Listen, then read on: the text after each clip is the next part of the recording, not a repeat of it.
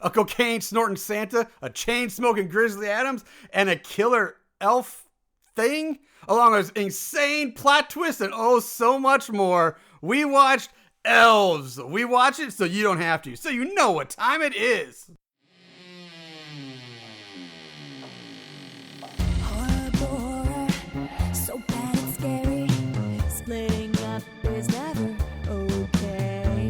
Plot, who needs it? Don't turn on the lights. Cars don't ever start, but that's alright. Running upstairs instead of out the door. Good acting, what do we need that for? Horrible horror, so bad and scary. Enjoy the show, but not really. What's up, Moon Goons? Welcome to Horrible Horror, the podcast where we watch the worst of the worst in horror movies. I'm your host, Mr. Marshall Hampton. With me, as always, my co-host, my buddy, Mr. Aaron Southworth.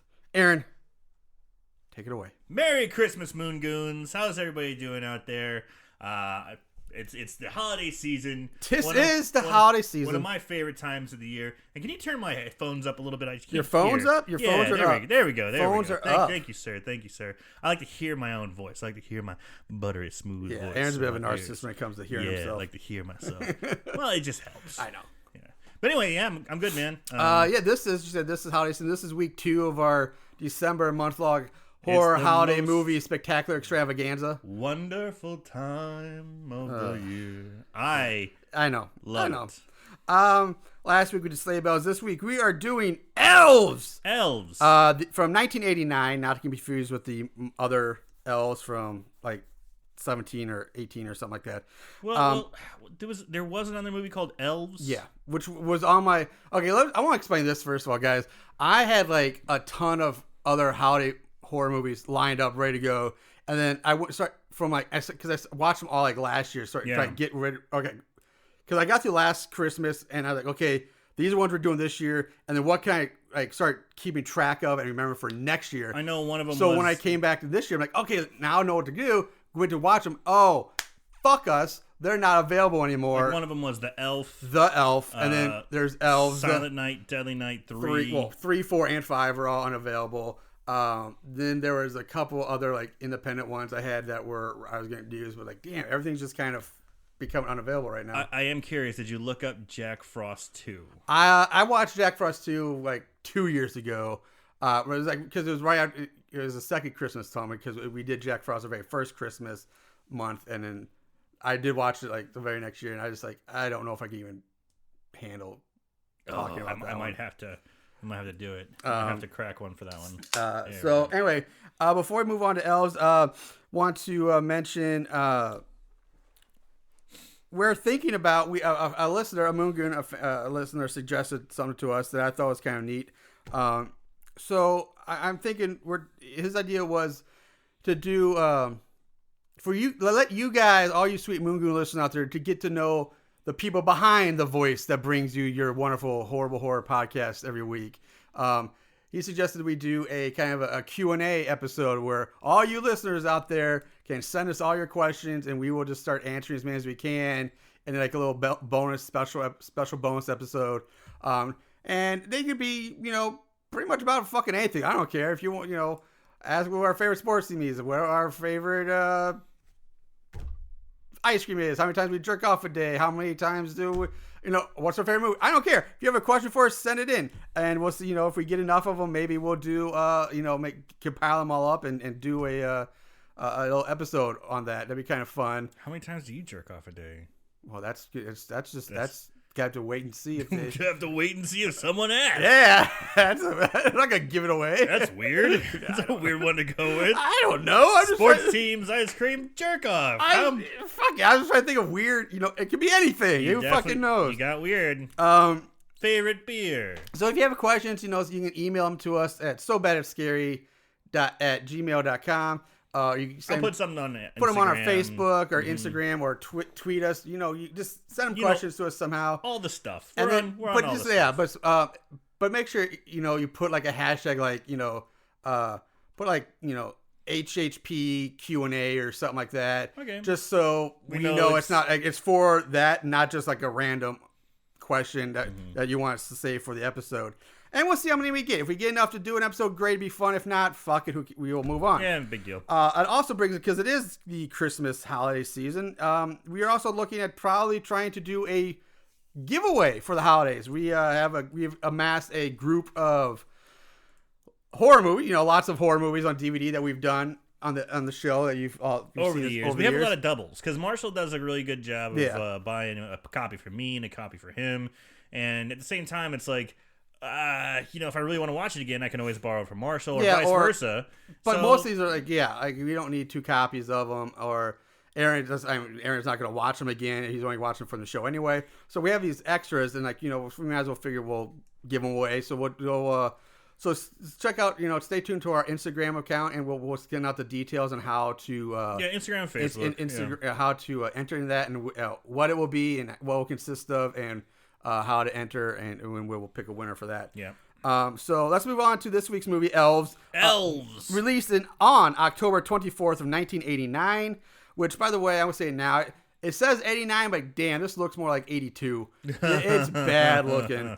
And even like the clothing isn't that great 80s, like wacky 80s fashion that we all love. It's that early weird. The only thing that gives me it makes go, yep, okay, it's 1989, is the kids wearing Ninja Turtle pajamas. Yeah, that's it. Yeah, I agree. Everything else is just, where was this fucking filmed? Yeah.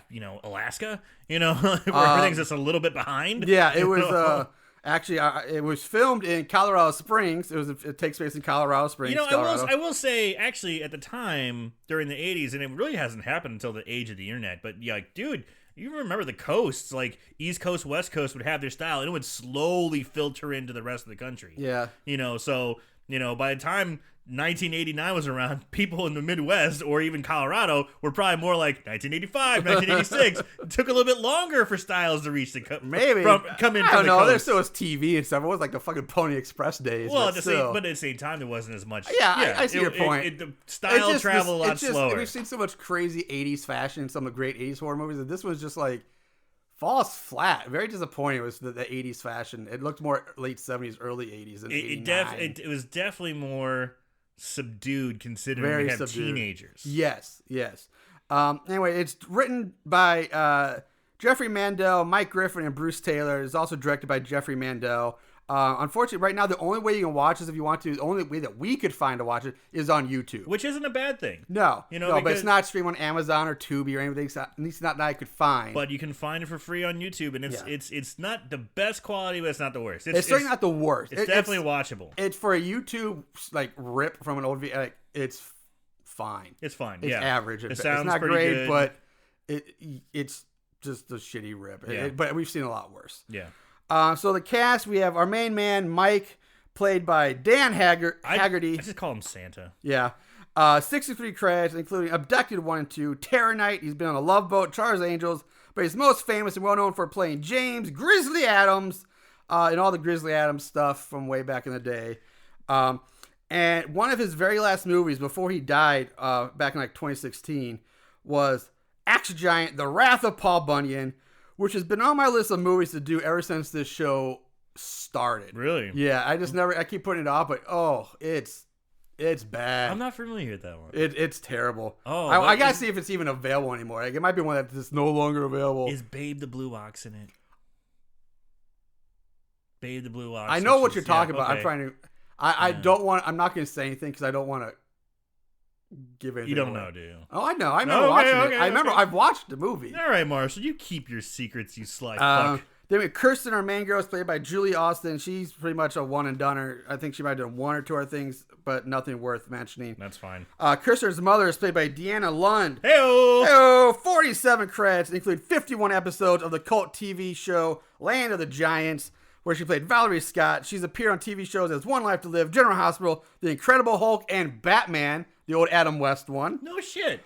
She was also in a movie by the name of Dr. Goldfoot and the Bikini Machine, where she played a bikini-clad robot.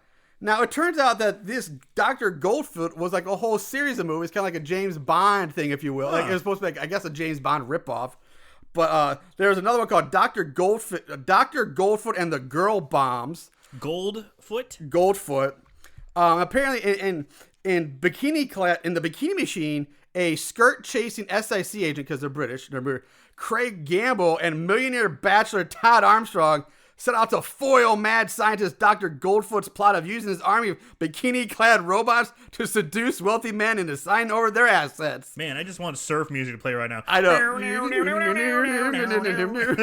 I know. I was like, I want to see this movie. And then in Girl Bombs, disgraced SIC agent Bill Dexter, so there's a SIC again, teams up with blumbling doorman Franco and Cicero to stop Dr. Goldfoot from using his bikini-clad robot girls to blow up high-ranking NATO generals, igniting a war between Russia and America. Man, watch out for those bikini robots. Bikini-clad robots. Dude, they sound like trouble. Yeah.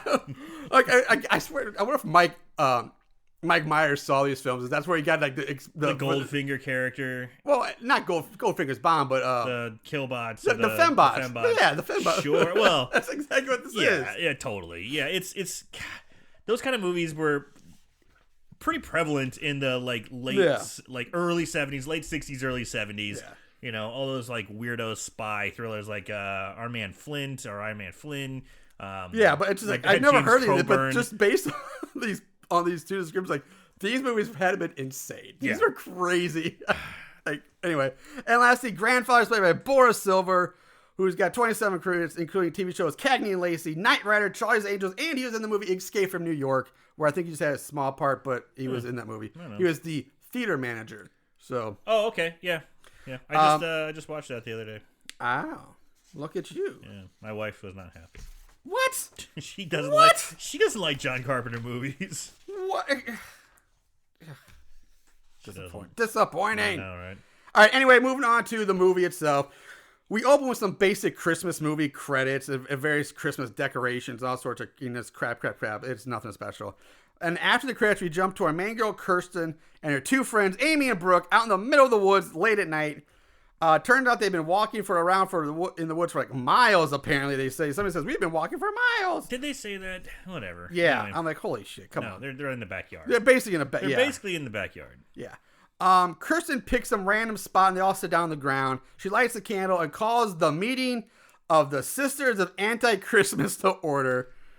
Yeah, so it sounds like a group that you might be a part of, Marshall. Yeah. You're kind of a humbug when it comes to Christmas time. I am. Yeah, but they're kind of like against the commercialization of Christmas, and they're like, it's all lost its meaning, it's all bullshit, it's all for just, materialism and capitalism and blah, blah, blah, fuck it. They're just, but it's like, what are they planning on doing? Yeah. They're not witches, but they're acting like what a witch's coven would do on the woods, but they don't, like, I really want to know exactly, before this gets broken up, like I really want to know what the fuck were they planning on doing out there? Like were they were they trying to be witches? Were they going to cast spells to try to curse Christmas? I think they were. Now I'm not a teenage girl. Never have been. but I know like my wife and other girls have, especially in that formative age of like 13, 14, around that age, they kind of like dabble in the gothic scene and like, ooh, witchcraft and blah, blah, blah. Like the movie The Craft is very influential. Yeah. So maybe they were just kind of like, light as a feather, stiff as a board kind of stuff. Maybe they were just kind of like goofing on that kind of trip. Yeah, maybe. So we'll say right at this point, the lighting is terrible. The outdoors, it's not, the whole movie's not that bad, but when the scenes are dark, especially outdoors, especially the outdoor scenes, it's very, very hard to see what's going on. Yeah, they have like zero lighting. Yeah, like maybe a flashlight. So you can barely see what's going on, and one of the friends reads finds some paper, reads a script or something that Kirsten wrote about why they hate Christmas, and she reads about it. And then Kirsten shows them their new symbol that she's drawn up, the new symbol for their secret society, which she drew up in a sketchbook. And it's the Virgin of Anti-Christmas. Yes. So like it sounds like the patron saint of something. So we have the Virgin of Anti-Christmas. And it was pretty funny because like virgin, ew. Yeah. It's a pencil drawing of like this beautiful big tittied woman with long hair, and it's really good drawing. Yeah. But the Virgin of Anti-Christmas also has, you'll notice, these 4 weird black bars that kind of form a very loose box around her tits. Yeah. And then Kristen says she dreamt those Art Deco boobs.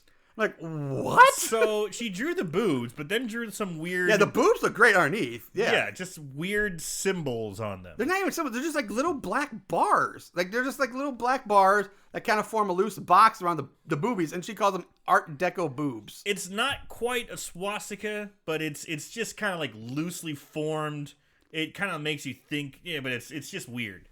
So we found out that she drew the picture. I think I was wrong about this. So I'm not going to skip it, but we do say that apparently her grandfather told her never to come out to this area ever. That's one thing we do get out of this.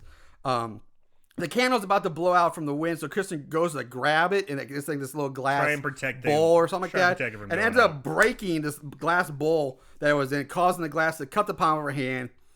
Now, this looks like something, the way this happens, to me, I laugh because it looks like something you see in like one of those bad infomercials, like when you see that bumbling idiot who can't like hold on to anything. He's like, oh, I just can't hold on to this. Has this ever happened to you? No, I took bread out of the bowl, or out of the bag, and they went everywhere. I mean, that's basically what happens. I'm trying to pull a bowl of milk and dropped everywhere, and it's like squirting on their face. Yeah, that's exactly what it looked like to me.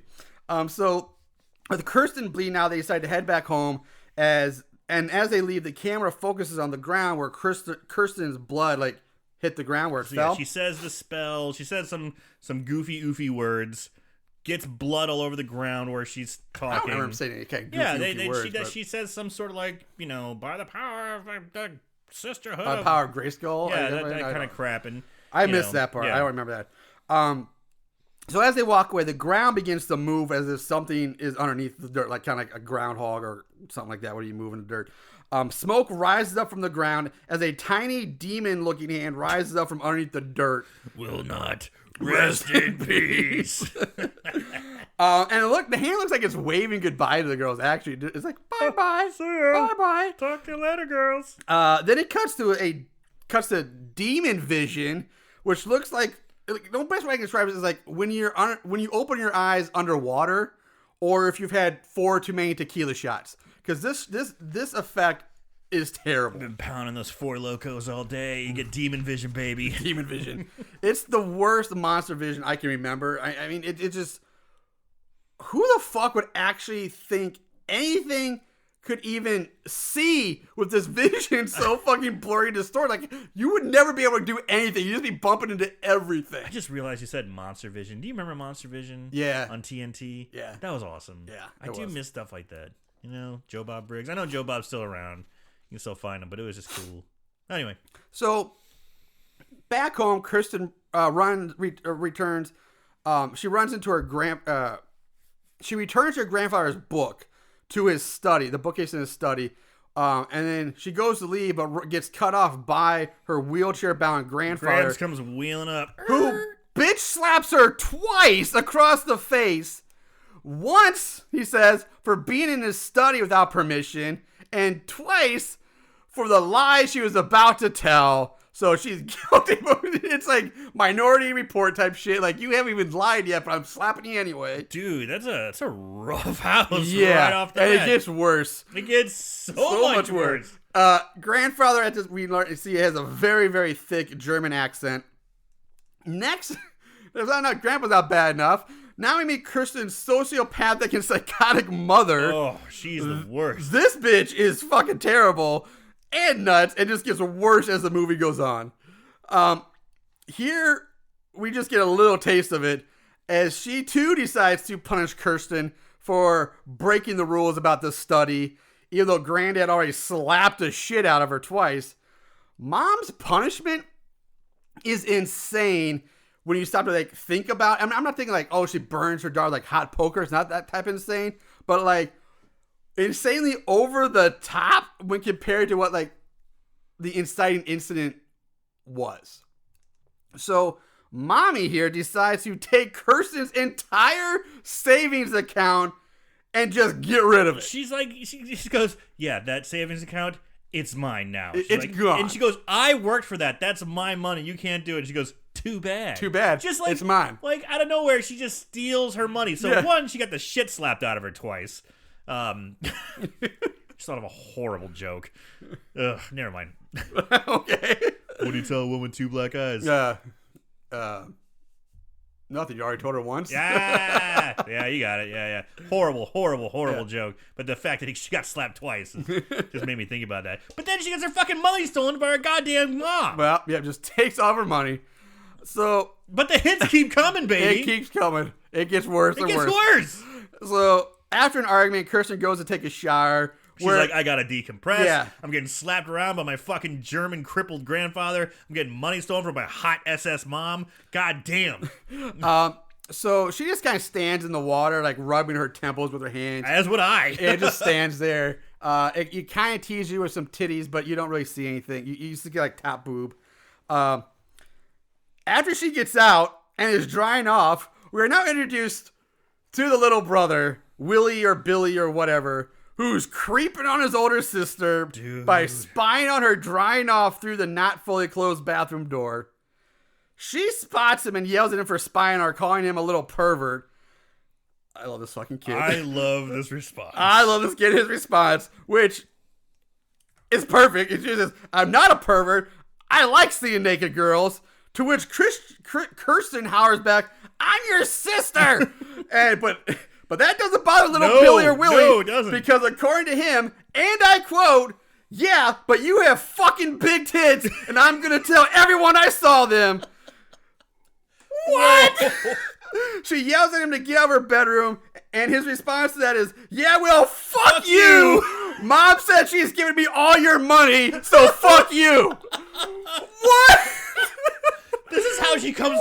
This is what she comes home to. This is insane. Getting slapped around by her crippled grandfather, gets her mother stolen from her mom, and then her pervy younger brother spies on her and starts saying, "Fuck you! You got big tits, and I'm gonna tell everybody I saw them." Oh, by the way, your money's mine now, bitch. God damn!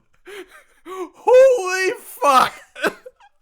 We're still like in the first 5 minutes. Oh. So. This ends up leading to a very awkward sibling wrestling match on her bed, which again, yeah, I mean, it's all keep in mind, she's like 18, he's like 10, so, and he's wearing Donatello Ninja Turtle pajamas, yeah, which is great, and she's in a robe. It's just a little weird that she's like wrestling with a 10-year-old, like, kind of naked almost, but it's weird. While this goes on, we see the mystery demon watching him through the bedroom window. Which, by the way, I have major problems with this, and this happens a lot in this movie. Because this bedroom is on the second story. So, like, apparently the demon thing can, like, fly now or levitate, which we never really see him doing it. Or is he just fucking Spider-Man? Does he just get a ladder? Like, yeah, like, but we see him up through this window, like, multiple times through this movie. So, I don't know how he does it. It's never explained. You know, he's got claws and shit. Maybe he barely. He's got Lee press on nails. He does. You know, he probably just clawed his way up. Next, we see her curled up on her bed, cutting up with her cat Agamemnon, which is a really odd name for a girl cat because Agamemnon's a boy's name. Is it? Yeah, Agamemnon's I think a dude's name. It's from I was thinking about looking this up because I like the name a lot. It's from you should know you like it's the no. Helen of Troy. Agamemnon was he was a king. Oh, Agamemnon. Yeah. From the whole Odyssey. Or Brian Cox from Troy. Yeah, it's Iliad, not the Odyssey. Iliad. So yeah. Anyway, so down the basement. You must think I'm better read than I actually am. I pull out some nuggets here and there, but otherwise I'm like, huh?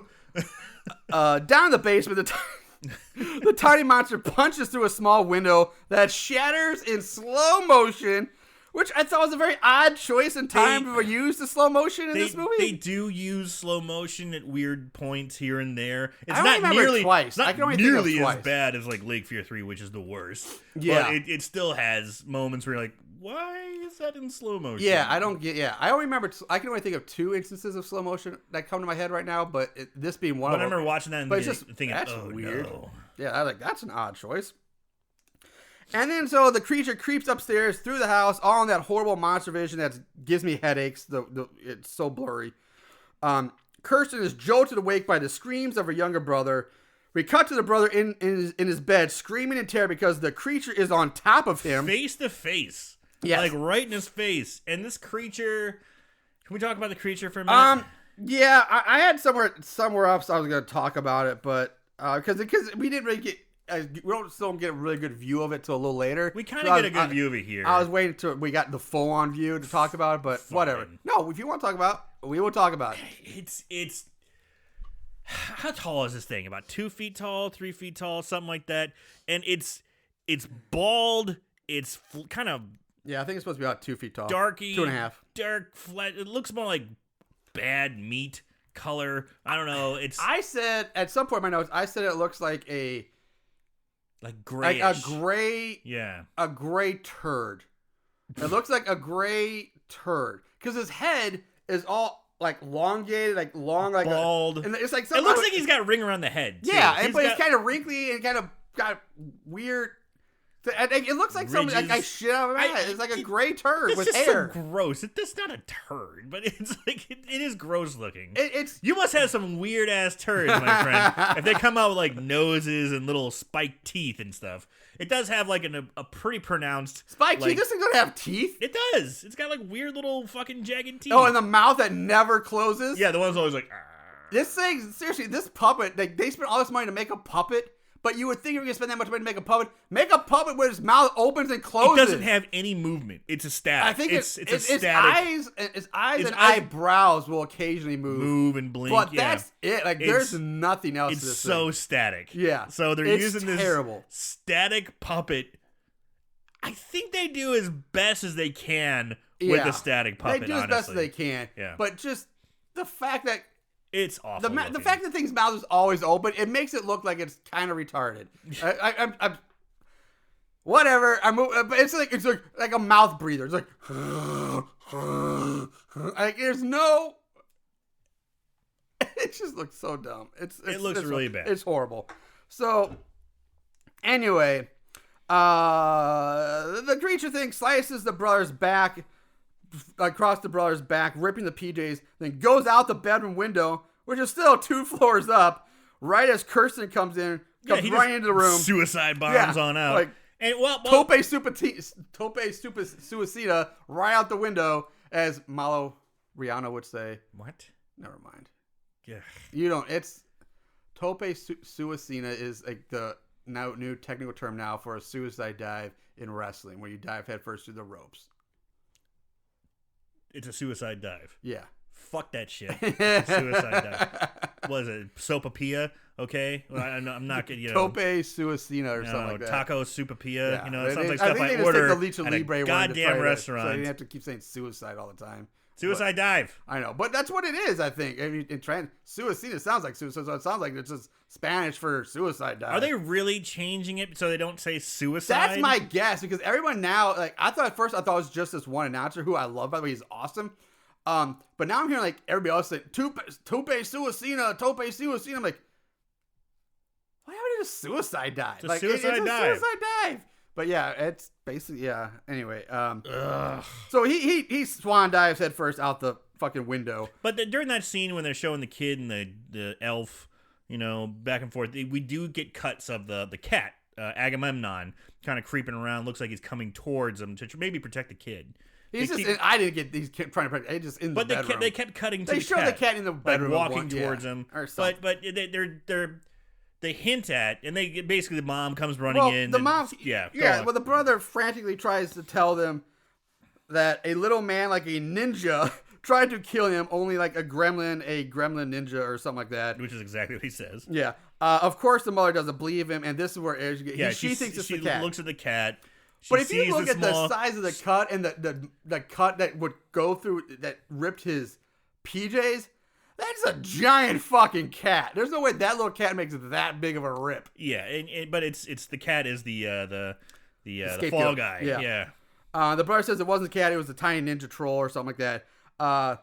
So the mom sees the cat and starts to go for it, to make a move to get the cat. And Kirsten sees this, runs over to the cat, scoops her up, saying, "Don't you hurt her." Both she and her mom leave the room, leaving the shocked and scared brother alone. Like, nobody's like, "You okay, everyone's Billy? like, let's patch you up. How much, you need to come sleep with mommy tonight?" No, just like, "Fuck you, kid. We're out of here." I'm taking the cat and I'm leaving. Yeah, you're on your own. And, like, is she wearing a Guns N' Roses Appetite for Destruction tour so. shirt? Yeah. Which is pretty awesome. Yeah, I thought that was Guns N' Roses. Yeah. So the next day, we're taken to the local shopping store named Golems. Now, this isn't like a mall. But, it's called Golems? Yeah, Golems. This isn't, like I said, it's not like a big mall, like, your mega, but it's like a mega store. It's kind of like something you would see in like old, like maybe like Times Square, New York. It's one, or like FPR Schwartz. It's like this multi-story mega store. Sure, it's like a Macy's or a JCPenney's. Used to be just a single store, but like yes, elevate. It went up instead of out. It wasn't a mall, but it was a mall-like store, a JCPenney's. It's amazing. A mega department store, a famous in bar. Yeah, exactly. So, kind of like if you still know, like if you remember the movie Mannequin, it was basically that exact freestanding mega store. So, and here's where you first meet Grizzly Adams, who enters the store smoking. The mega store is multi-story. It has its own restaurant and cafe in it too, which also happens to be where Kirsten works as a waitress. So now we see Amy and Brooke sitting at a table in the cafe talking while Kirsten waits tables. The three of them talk about how awful Kirsten's mother is. Kirsten says her mother just needs to get laid and mentions that her break's coming up, so let's go goof on Santa. Because I guess like a mall that has its own. Yeah, they're kind of like little troublemakers. Like, let's go goof on Santa, The three girls head off while being watched in monster vision, and we also get introduced to Hugh here, the store's owner or manager, who kind of looks like every other snooty store manager, like every other 80s movie ever. Sniveling, skinny, prim, proper little douchebag. And right when you introduce him, he's like threatening to fire at some girl. Yeah. He's like, "Don't let it happen again, or else you're out of here. You're fired." And it's like, okay, yep. 1980s douchebag manager. Yeah, boom, exactly. Check the list. Got one. Got that one. That's my 80s horror like movie bingo. Yeah. So Hugh and Mike, aka Grizzly Adams, have a conversation where Mike asks Hugh for a job. Yeah. And Mike tells him that he's got his 90-day chip. So now we know that Mike was an alcoholic. Yeah. So you kind of get the idea that he's worked there before. Well, he says that Hugh says, "Hey, Mike, you're always welcome here, but I don't have anything for you right now." And we now contract our, basically outsource our security. Yeah, so he was a security guard at one point, and Which, I guess he drank himself too much that he couldn't hold a job. Speaking of security, by the way, it's a pretty big point later. He keeps saying we contract our security out.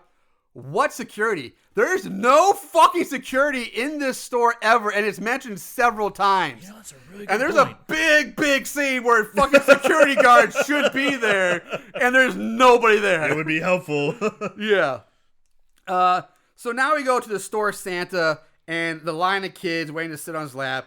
The kid on his lap tells Santa that he wants a Nintendo for Christmas, to which Santa, in proper good store employee fashion, says, "Great, they're currently on sale in the basement, today only, next." I love that Santa. I love this Santa. I love the Santa too. He's probably my favorite character in this whole movie. We cut back to Kirsten's house where the mother scoops up this kid. We talk about the mom. We talk about how bad she is, and it gets worse. And here's instance number 2 of it getting worse, getting a lot crazier. It's worse. I bet Aaron probably had a very hard time with this scene. I did not like this. I did not like it either, but oof, boy. The mom scoops up the cat in a pillowcase, takes it to the bathroom, where she proceeds to fucking drown the cat in the goddamn toilet. With glee. With a smile on her face. I'm like, what the fuck, dude, man? Holy shit. It's disturbing. You glossed over it, and I'm just going to let you gloss over it, but it was a long scene. It was drawn out. I'm not going to win it because it is drawn out. I mean, you see her like pushing it down the toilet and like just keeping it, push it down, like hitting it and like just smothering it. And like the whole process of catching it, like it's She's like, oh, hi, kitty. It's so nice. Oh, everything about I'm like, fuck that woman. I can't wait to see her die. Because if she doesn't die, I'm breaking the internet. Yeah. I mean, I told you this mother's batshit fucking bonkers, man. But so after she drowns, she goes and buries the cat out in the backyard somewhere. And says, I got new fertilizer for my plants. That's right. Ooh, fuck that bitch. Oh, I can't wait to watch her die. Meanwhile, Kirsten is now sitting. We go back to Kirsten, who's sitting on Santa's lap. She is now sitting on Santa's lap, and she's got a short fucking skirt on for her for work. For a waitressing job, it's a pretty little short. It's a good 3 or 4 inches above the knee. Yeah. And when it's not super mini, but it's short not mini, enough. but it's. It can also just be the way she's sitting too. It's well above the knee. Yeah, it's well above the knee. He asked her what she wants for Christmas, and she's like, "Fuck Christmas." She's like, "Oh, can you make it not be Christmas anymore?" And he's like, "Oh, we're just being like, well, can you at least make it snow or something?" And at this point, we see Santa is feeling her up. He's running his hand up her leg into her skirt. And keep in mind, it's weird because there's like dozens of children around. Kids watching, and there's like his little helper. He's like, dude, Santa's little helper is also pretty slutty. She's wearing a real short skirt. It's like it's one of those like dress skirts. Yeah, it's like a one piece. It's short. It comes down to above the knees, but still, yeah, it's like a Mrs. Claus. Like it's dude, it just covers her ass. It's short. Yeah, it's short. And she's standing right there next to her, and he's just feeling up her leg. Santa leans in. And at first, this is weird because you would think that she would ask Santa, like, hey, well, what do you want for Christmas, Santa? That would make sense given what it says, but you don't hear that. All you hear and see is Santa lean in real close to her ear and say, oral. And she's like, what? And he gets closer. And then Santa, he leans in again even closer. Oral. Santa said, oral. And Kirsten leaps up, slaps him across his head, like kind of knocking his hat and his beard off. Santa storms off, goes to the back to his quote-unquote dressing room. Yeah, as he's walking away, he's like storming down the hall, and some lady goes, hi, Santa. It's the girl that almost got fired when we met you. And he just... It's like the perfume counter girl or something. He extends his middle finger like just inches from her face as he's walking. Fully extended. As he's walking away, and he just keeps pointing at her face. Just listens, lots of linger, and just walks past her. Like, he puts it in her face, and he's walking by, moving it to keep it into her face. Yeah. Oh, I love that guy. Yeah. And then we see he's being followed by the creature, and we know it's by the shitty monster vision we see. So what we see the creature is basically like 3 feet behind Santa, who's walking through a packed mega store. People are shopping. Nobody ever sees it. I was so mad at this. Like, it's broad day. There's kids everywhere. There's people shopping. How is this thing just walking down the aisles completely unnoticed? It's small. It's 2 to 3 feet tall. It's hairy, gross, and it's the size of a little person. Yeah, it's the size of a kid that's running around. Like, it's not. So the creature stops to grab a knife from a knife set that's on display in one of the aisles and just keeps on going. Santa gets back to his room where he starts laying out lines of cocaine to snort. How do you relax after being accosted by a fellow employee when she sits on your lap and you try to get a little flirty? Well, blow. Go and snort some coke. He just chops up. He's like, goddamn bitch gonna slap me. I'm Santa, He's making it snow up his nose. He's gonna make it snow. And he's cutting fat fucking lines.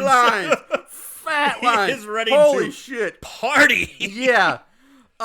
So when he leans on, he goes to snort his coke, but his big fake beard gets in the way. He like sweeps all the coke away. He's like, damn it! He's like, God damn it, no! That's hilarious. He looks down at that point, and he sees like the little monster creature like standing like right in front of him, holding a knife up to his crotch.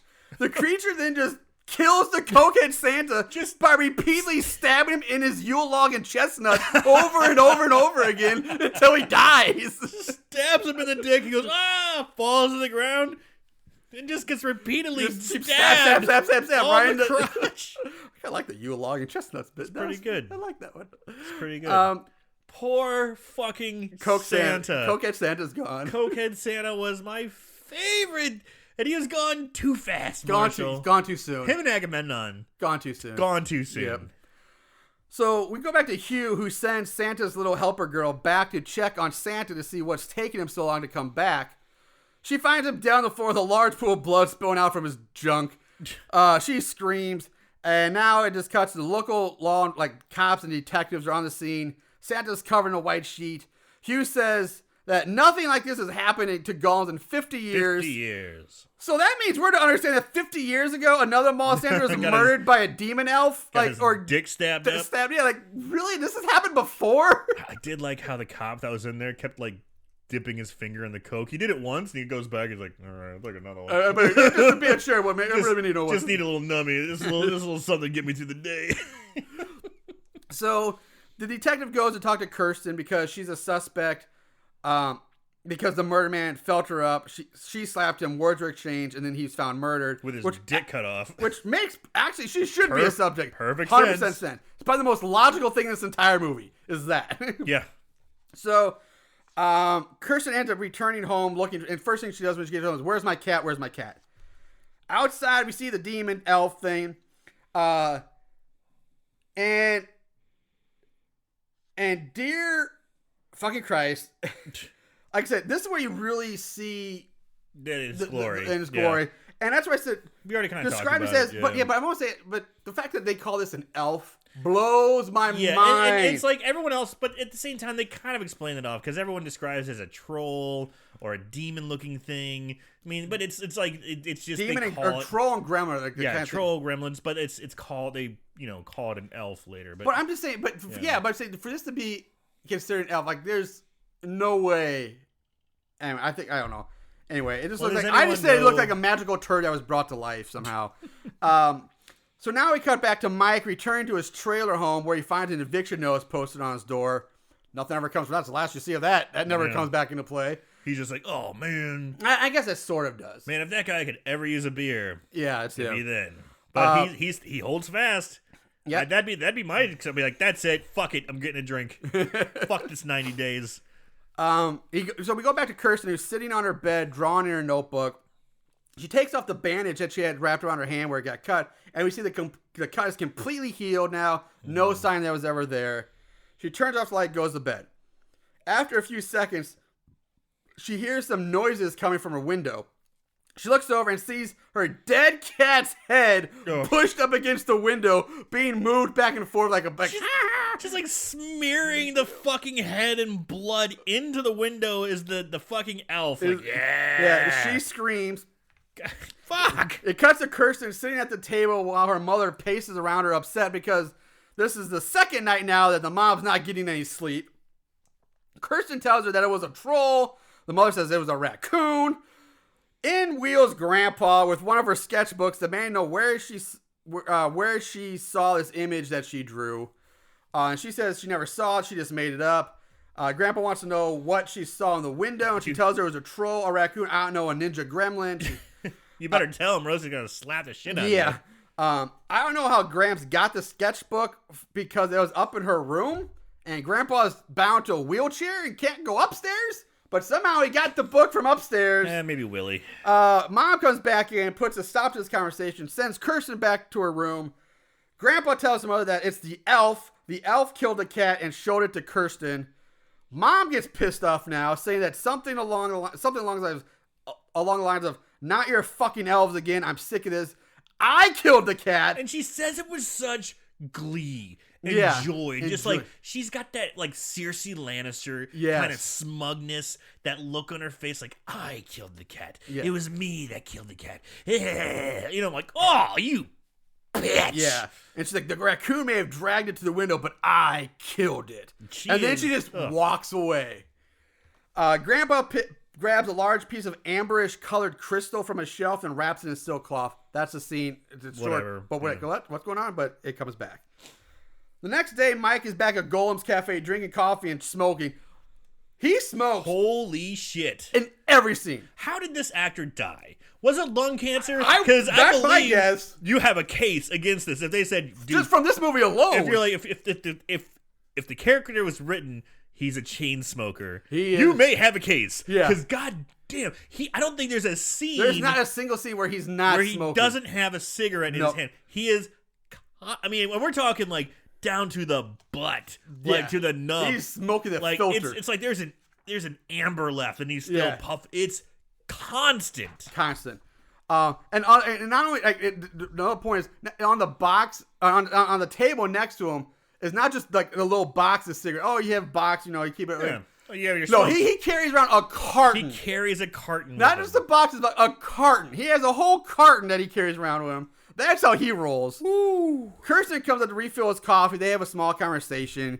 In comes Hugh, wanting to know if Mike still wants a job and to follow him. And Hugh hires him to be the new store Santa. There's a quick scene of Mike as Santa holding a little boy that pees on his leg.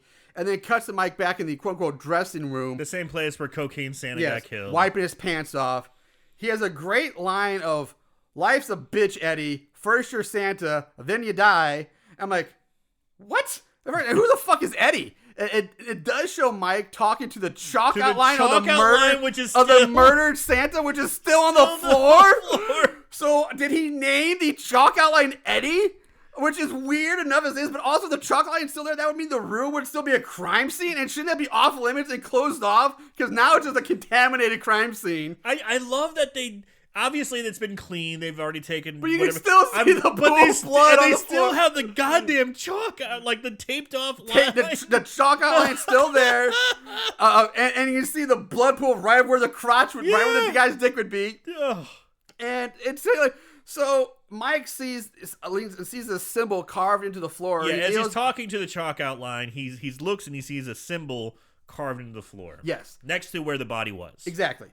He kneels down to have a closer look, to which he says, "Man, this looks familiar," which is fucking weird because it's never explained why this would be familiar to him ever. No, who knows? He keeps talking about saying, "No, Ace, you're not a detective anymore. You're not even a store detective anymore. It's none of my concern. I'm Santa. All I have to do is take care of my reindeer." With that, he gets up, grabs his hat and beard, and he leaves.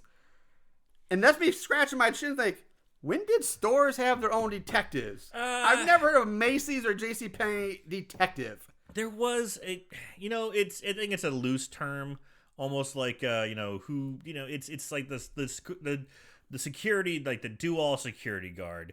Someone who monitors the that's a security guard, not a detective. Yeah, but I think it's just a loose term. I just found it so weird. Like it just says you're not even store security. Undercover shopping, all that stuff. Well, and but I don't know. It's a general term. We cut back to Grandpa in his study, where now suddenly there's 3 new dudes there. One of them is a giant who looks to be like 7 feet tall. Jesus Christ, he has gigantism. Another one sports like a long, tight man ponytail, like with a skullet kind of going on. He's kind of balding. Yeah, he's kind of bald, but he's holding on that ponytail. Got the skullet, the Paul Heyman skullet. Yeah. And the third one is like clearly like the leader of the group, who also speaks with a heavy German accent. They're talking about the elf. The new German guy holds up a small piece of crystal that Grandpa has, and tells Grandpa that there's no more room in hell. That when there's no more room in hell, the elves will walk the earth. Where there's no more room in hell, the elves shall walk the earth. Yes. Not the dead. No, that's a misquote in the Bible. Yeah. It's the elves. The Bible got wrong. It's the elves. It's the elves. That's the big Bible conspiracy. That's what Dan Brown's covering in his next book. It's not the dead. It's the elves in the Bible. The elves. So he drops a piece of crystal on the desk. The Grandpa picks up, pulls out his crystal, and puts the two of them together. They match up perfectly, and then suddenly just like magically somehow are now one piece, like it's never been broken in the first place. Magnets. How do they work? Grandpa then pulls out a Luger pistol, aims it at the other dude. I love this scene. He's well, do you? I'm glad you do, because you know what? There's a lot of info to process in this scene. So instead of trying to explain it all, I'm just going to play you the audio clip of the scene. You'll get a nice exposition dump. Yeah, you kind of understand what's going on. So here's our first clip of the show. We have always known where you were. We have simply respected your desire for privacy. Then why come here now? You had us convinced they could not be resurrected. It's true. When there is no more room in hell, the elves will walk the earth. The elfin soul. You knew.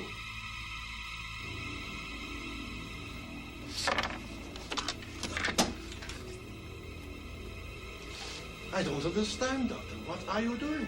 Are you going to shoot me? I'm not sure what to do. Rejoice. It is her, isn't it? Your granddaughter. The pure genetic line. I decided many years ago this must not happen. She must have nothing to do with this. You decided? You decided nothing. Too late to turn back now. She is the most important person on Earth. From her will grow the new order.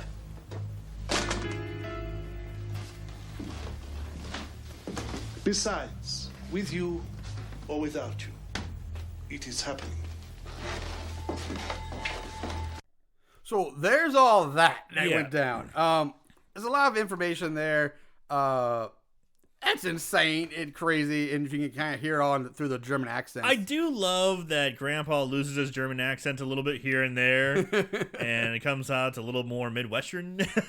Then there's also like when he's like, "I don't know what to do," and he has the gun pointed at him. The guy just walks up to him, casually grabs it, wrestles it out of his hand, and then throws it back down on the desk. There's no For wrestling. Grandpa to grab it again if he wants to. If I he mean, wants he to. just kind of like wiggled it out of his Yeah, hand. it's the easiest. Yeah. Like, Grandpa put up no fight to give up that he gun. just give me that fucking gun. But then he puts it right back on the desk where Grandpa could easily grab it again if he wants to. Yes. But it was very much a you got no power here, Grandpa. Yeah. Move. And so basically we get that Kirsten is like the chosen one, and that Grandpa's been up to no good all this time. And Yeah, like, but Grandpa's suddenly trying to have a change of heart. yes, protect yeah, change her. of heart, trying to protect her. Yeah, I don't want her involved in this. Because she's gonna bring the new the new order, the new order, yes. the New World Order. So she's gonna bring forth She's- Kevin Nash and she's Scott the Hall. pure- They're coming for because of her.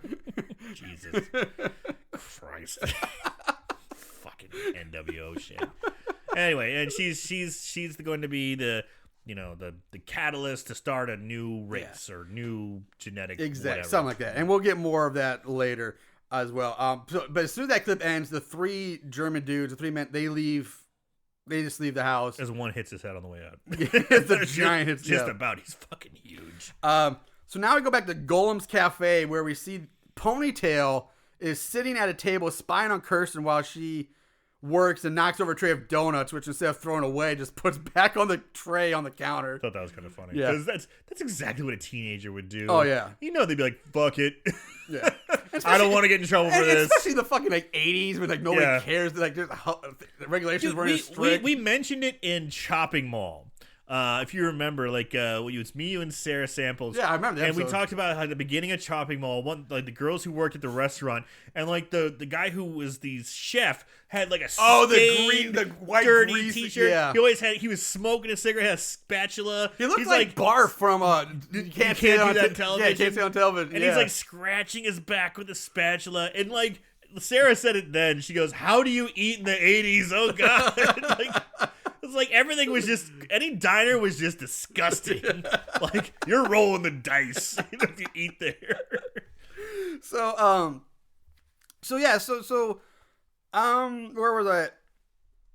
So in come Amy and Brooke. One of them lifts up her shirt. It's Amy lifts up her shirt to show off her new red bra, hoping the girls will think that some guy named Dave will She like goes, it. "Check it out, girls!" In the Like, middle shows of her- a cafe, there's other people around. shows her titties. There you go. I'm like, I like this girl. And they're like, Dave doesn't like red. He won't like it. We'll get you something else, though. So Mike is back in his dressing room, getting out of his Santa gear, which he just tosses into a corner. And then he leaves for the night, saying goodbye to Eddie, the chalk outline. So he goes to the back door to the shopping the store, unplugs the alarm system, opens the door, and puts like a big piece of strip of tape over like the locks of the door so that it won't lock when he closes it behind him. So when he leaves, he can just push the door back open. Yeah. He even gives it a little test run. Yes, he does. Kristen then goes also to the door, goes to pull out the tape and to put the tape on the lock. She's going to do the same thing. Yeah, but she's like, oh. So this is not something, I'm sure this is something a lot of employees do. Yeah. They don't have great security there, obviously.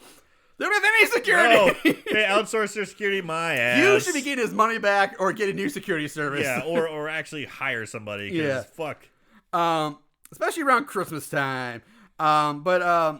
She notices that it's already taped over. Yeah, so she just heads out. She leaves too. She's like, huh, okay. Mike heads over to the local library, which for some crazy reason is still open, even though the mega shopping store at Christmas time is closed for the night, but the library's still open. That's a good point. Which is insane, because like, our library closes at like 6, 5 or 6. Yeah, maybe not that. Maybe 7 or 8. Yeah, because but I they know don't. that when I was in high school, I went there for stuff, but yeah, there's no way the library would be open later than like the mega store for When's Christmas. the last time you went to a public library? Actually, I was there a few months ago because they now do passports there. So I went there to get my passport done. I didn't know that. So he asked the librarian at the front desk if they have books on runes and strange symbols, and mentioned that he read a book like that from college.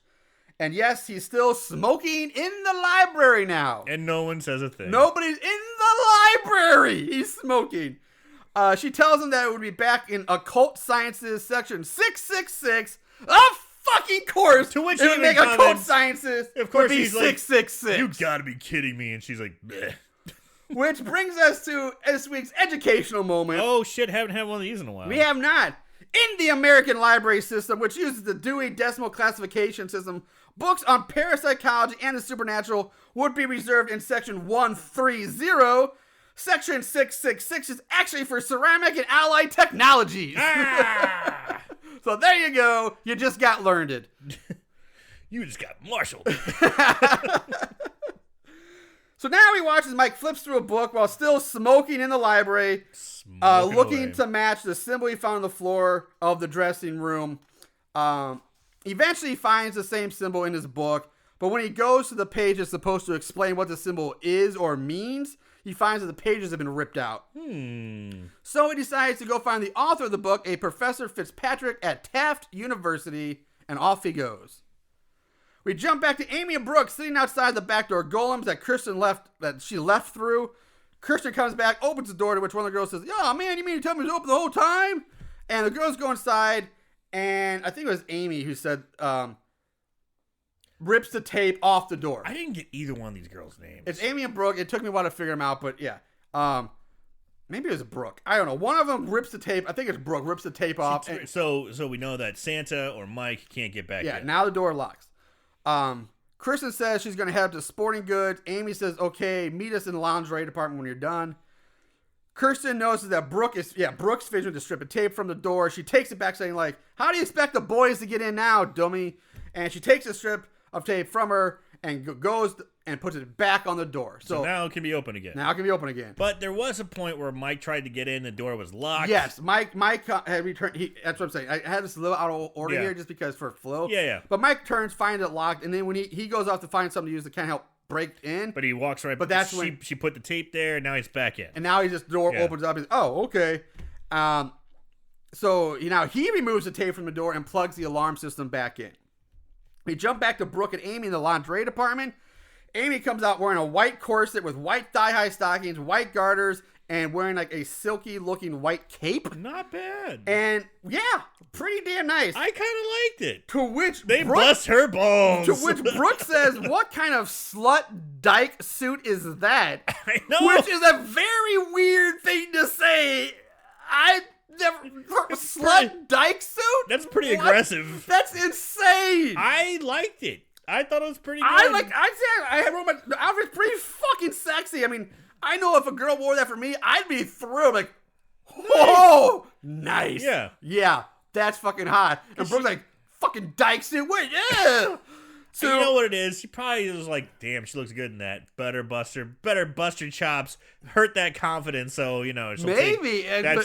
But this leads to a stimulating exchange of way, no way, way, no way, followed by a whatever. Great. That might be the best written piece in the entire movie. 80s. Best piece of writing in the entire movie.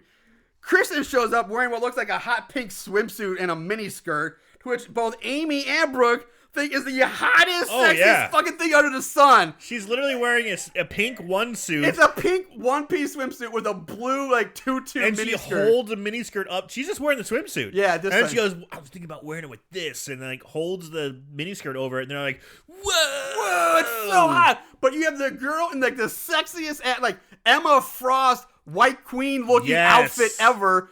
And she's like, ew.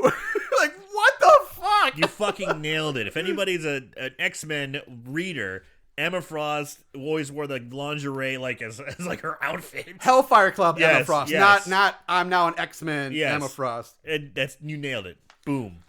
Only her tits are nowhere near as big as Emma Frost's were. But anyway, Mike is back in his dressing room now. And there's a cot in there. He sits on the cot while chain smoking, reading the book. And I think it's supposed to be the book from a library, but it's clearly completely different book than one he had there. So basically, you get the idea that Mike is, since he's gotten evicted. Yeah, this is the only reason that plays into the eviction. He got evicted, so now he's basically living in the break room. Yeah, which isn't even a break room. It's just like a weird, dirty back room. Yeah, it's got a utility sink. Utility sink, plain concrete floors, concrete walls. It's got a cot. It's like a cot. It's a weird room. It's where you do blow when you're in Christmas it's the blow Santa. room.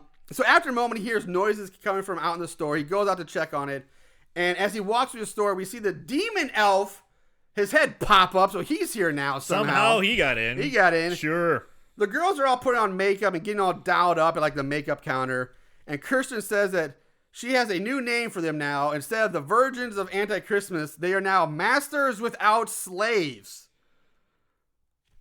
Okay, yeah, whatever. Mike spots them from like the floor above, but he walks off. Now this is instance one. I'm going to say this many, many times. The first instance of where the audio loses all, like the laws of sound in this building just completely vanish because the girls can't hear his loud echoing footsteps. Walking with clunk. He's like wearing cowboy boots. He's wearing big old boots, with like a wooden heel. And it's echoing. We as an audience clearly hear it's like loud clunk. And they're just like 30 feet below, right below makeup. And there's the shot they use. You can clearly see him. Yeah, above him, walk away. Yeah. The girls don't hear him or see him. And it doesn't really matter because Mike ends up walking right up to the girls to confront them about them being here after hours. Kristen just keeps calling him Santa. She never calls him out. He's like, Santa. She doesn't know his name. I think at one point he does. She does. But at this point, it's Santa. Mm-hmm. She also asks him what he's doing here after hours, and he tells her, hey, I'm here taking care of things, which is kind of a lie. And they're like, what? Oh, bullshit. Yeah, she doesn't... She calls him out on his shit. It's like, you're the guy who put the tape on the door. No, it's like, you're Santa. You're not security. You're full of shit. You are just as much trouble as we are. Exactly. So Mike makes a deal with the girls, saying that as long as they don't make a mess and clean up after themselves, he won't say anything about them being here. The girls agree. And they're like, okay, cool. And so Mike's just like, all right, he heads off. He's like, leave me alone. Walks away smoking the whole time. We cut back to Kirsten's house where Gramps is asking about her whereabouts because she should be home by now. And Mom says, oh, she's spending the night over at either Brooke or Amy's house. One of the girls' house. Gramps wheels himself into the study where the three Germans are hanging out. They're just hanging out, chilling with the leader. One was like on the phone ordering a pizza or something. No, he's on the phone with the girls' moms. The other girls' moms like, yeah, they're not there. You're lying to us, Gramps. Where is she? Yeah, that's right. Because the leader says to Gramps, oh, she's not with her friends.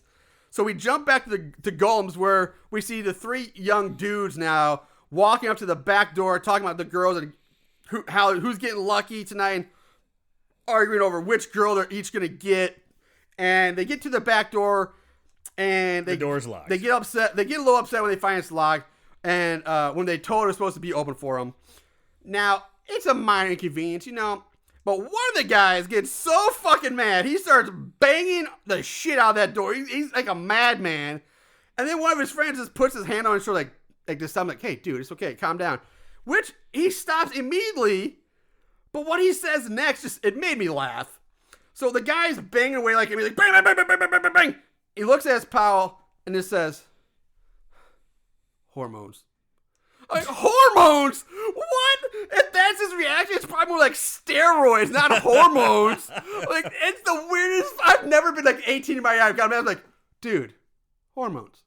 I guess he wants to get laid real bad. I must have missed that part. But it's so weird. I was like, just Hormones, dude. But their solution is just, well, we can't get in. Let's break it. It's like, dude's like, I got tire iron in my car. I got a crowbar. That would be okay. Let's break in. They're talking about this is a major store around Christmas. Yeah. And imagine that a busy part of town. Yeah, just basically referred to as like Macy's. It's basically a Macy's. But it's not like something that would be inconspicuous when you're trying to break in with a goddamn crowbar. No, it definitely is a busy. It's like main downtown because you can see when they're walking on the highway. There's like all these other big, tall skyscraper buildings. It's a very urban area. Traffic in the background. It's a busy main area. Like it's get a tire iron and break in. No bigs, and the way they treat it is just like. No big deal, bro. Yeah. We'll just break in. Yeah, nothing.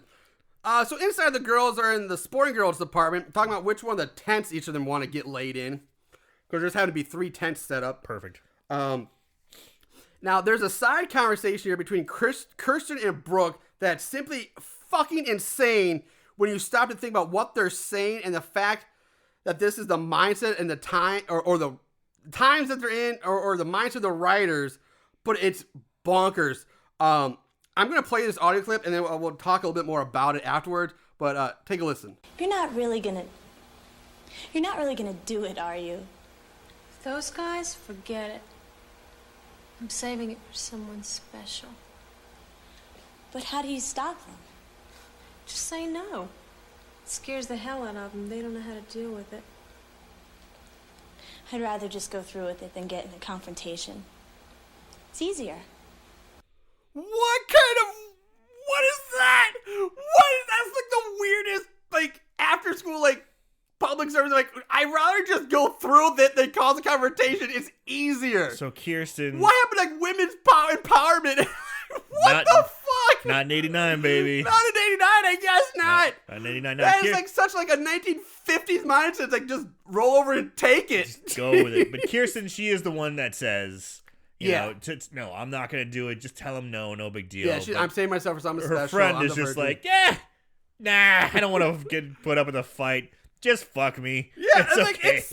That's such a weird, horrible fucking message to send out to any younger kids that are actually watching this movie. Especially girls, just roll over and take. It's easier that way. Just roll with it. Who wants to argue and deal with the drama? Just get fucked. It's so. Oh, I couldn't believe. I guess I kind of can't believe it because it's the fucking 80s, but still, whoa! Yeah, that was pretty extreme. I mean, it doesn't help that it was written by 3 men. It was really, dude? You're right. Come on. Oh, your idea of women is pretty weird. Yeah, that's what I'm saying. Is it the writers? This is their idea or something? What the fuck? So now the girls and Mike all start hearing banging coming from the back door. Again, the laws of how sound travels in the story make zero fucking sense because this banging they hear, but that they didn't hear the banging, boys banging on it. So it's very selective what gets heard in the store. You're hearing banging, you're hearing cracking, and you see through the shadows. There's guys trying to break in the door. And you're like, okay, it's the boys. Yeah. So the boys are back trying to break. The boys are back in town. Trying to break in to get some puss. The door gets forced open, and the 3 German dudes rush inside. And they rush over the falling dead body of Hormone Guy, who was killed by some sort of blow to the head.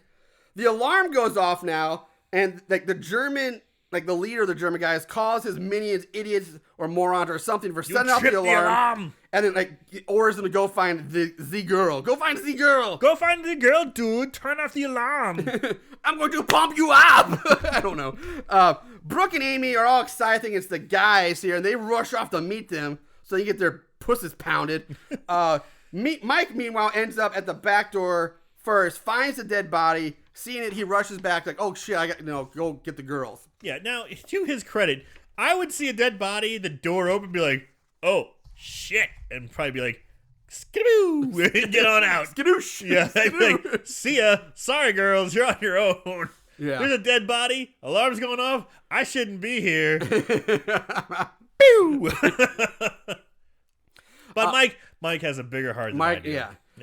Brooke and Amy are at an elevator now waiting. Amy takes off her her weird white cape, throws open the elevator door and then throws the cape at Brooke and quickly rushes in, She's closes the door behind. It's like a service elevator. It's not one that you have to wait for the doors to open. It's like you open the door itself and all that. She's thinking it's the boys. Yes. She's running off to greet them first. Yes, like, I want to get there first. Yeah, and so she's like, fuck you, bitch, and throws her cape at her. Throws, that leaves Brooke standing there alone holding the cape. Yeah. And then Brooke heads for the stairs.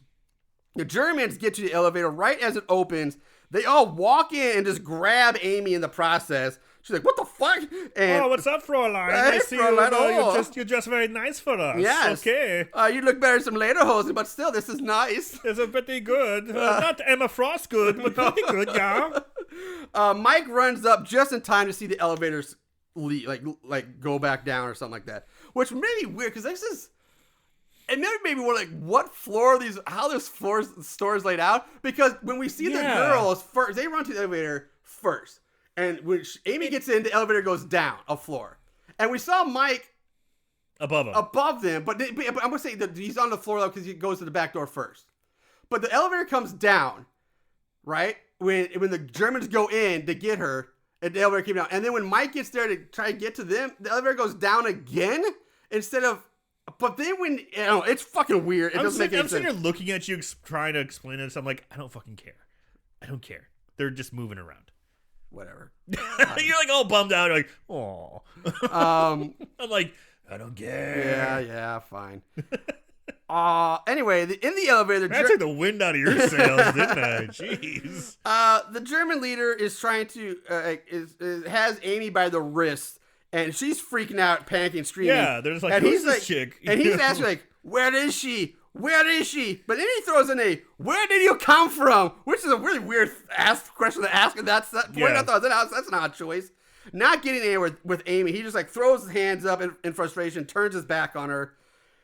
This girl's no good. At that point, the giant pulls out a gun and just shoots Amy in the head. He pulls out a fucking dirty, hairy fucking Magnum 45, puts it to her head, and she's like, ah! And then you hear, boom. Yeah, it cuts away, but you hear the gunshot. To which Mike does react. He hears the gunshot echoes. Meanwhile, Kirsten spots the elf behind a counter looking right at her. Yeah. Like, dead to rights, looking directly at her. So she dashes behind a counter to hide, even though, like, he clearly sees where you went. He's right there. Mike spies on the Germans as they exit the elevator. Oh, in case if you're wondering, yes, he's still smoking this whole fucking time. Fuck yeah, he is. Still holding on to that cigarette.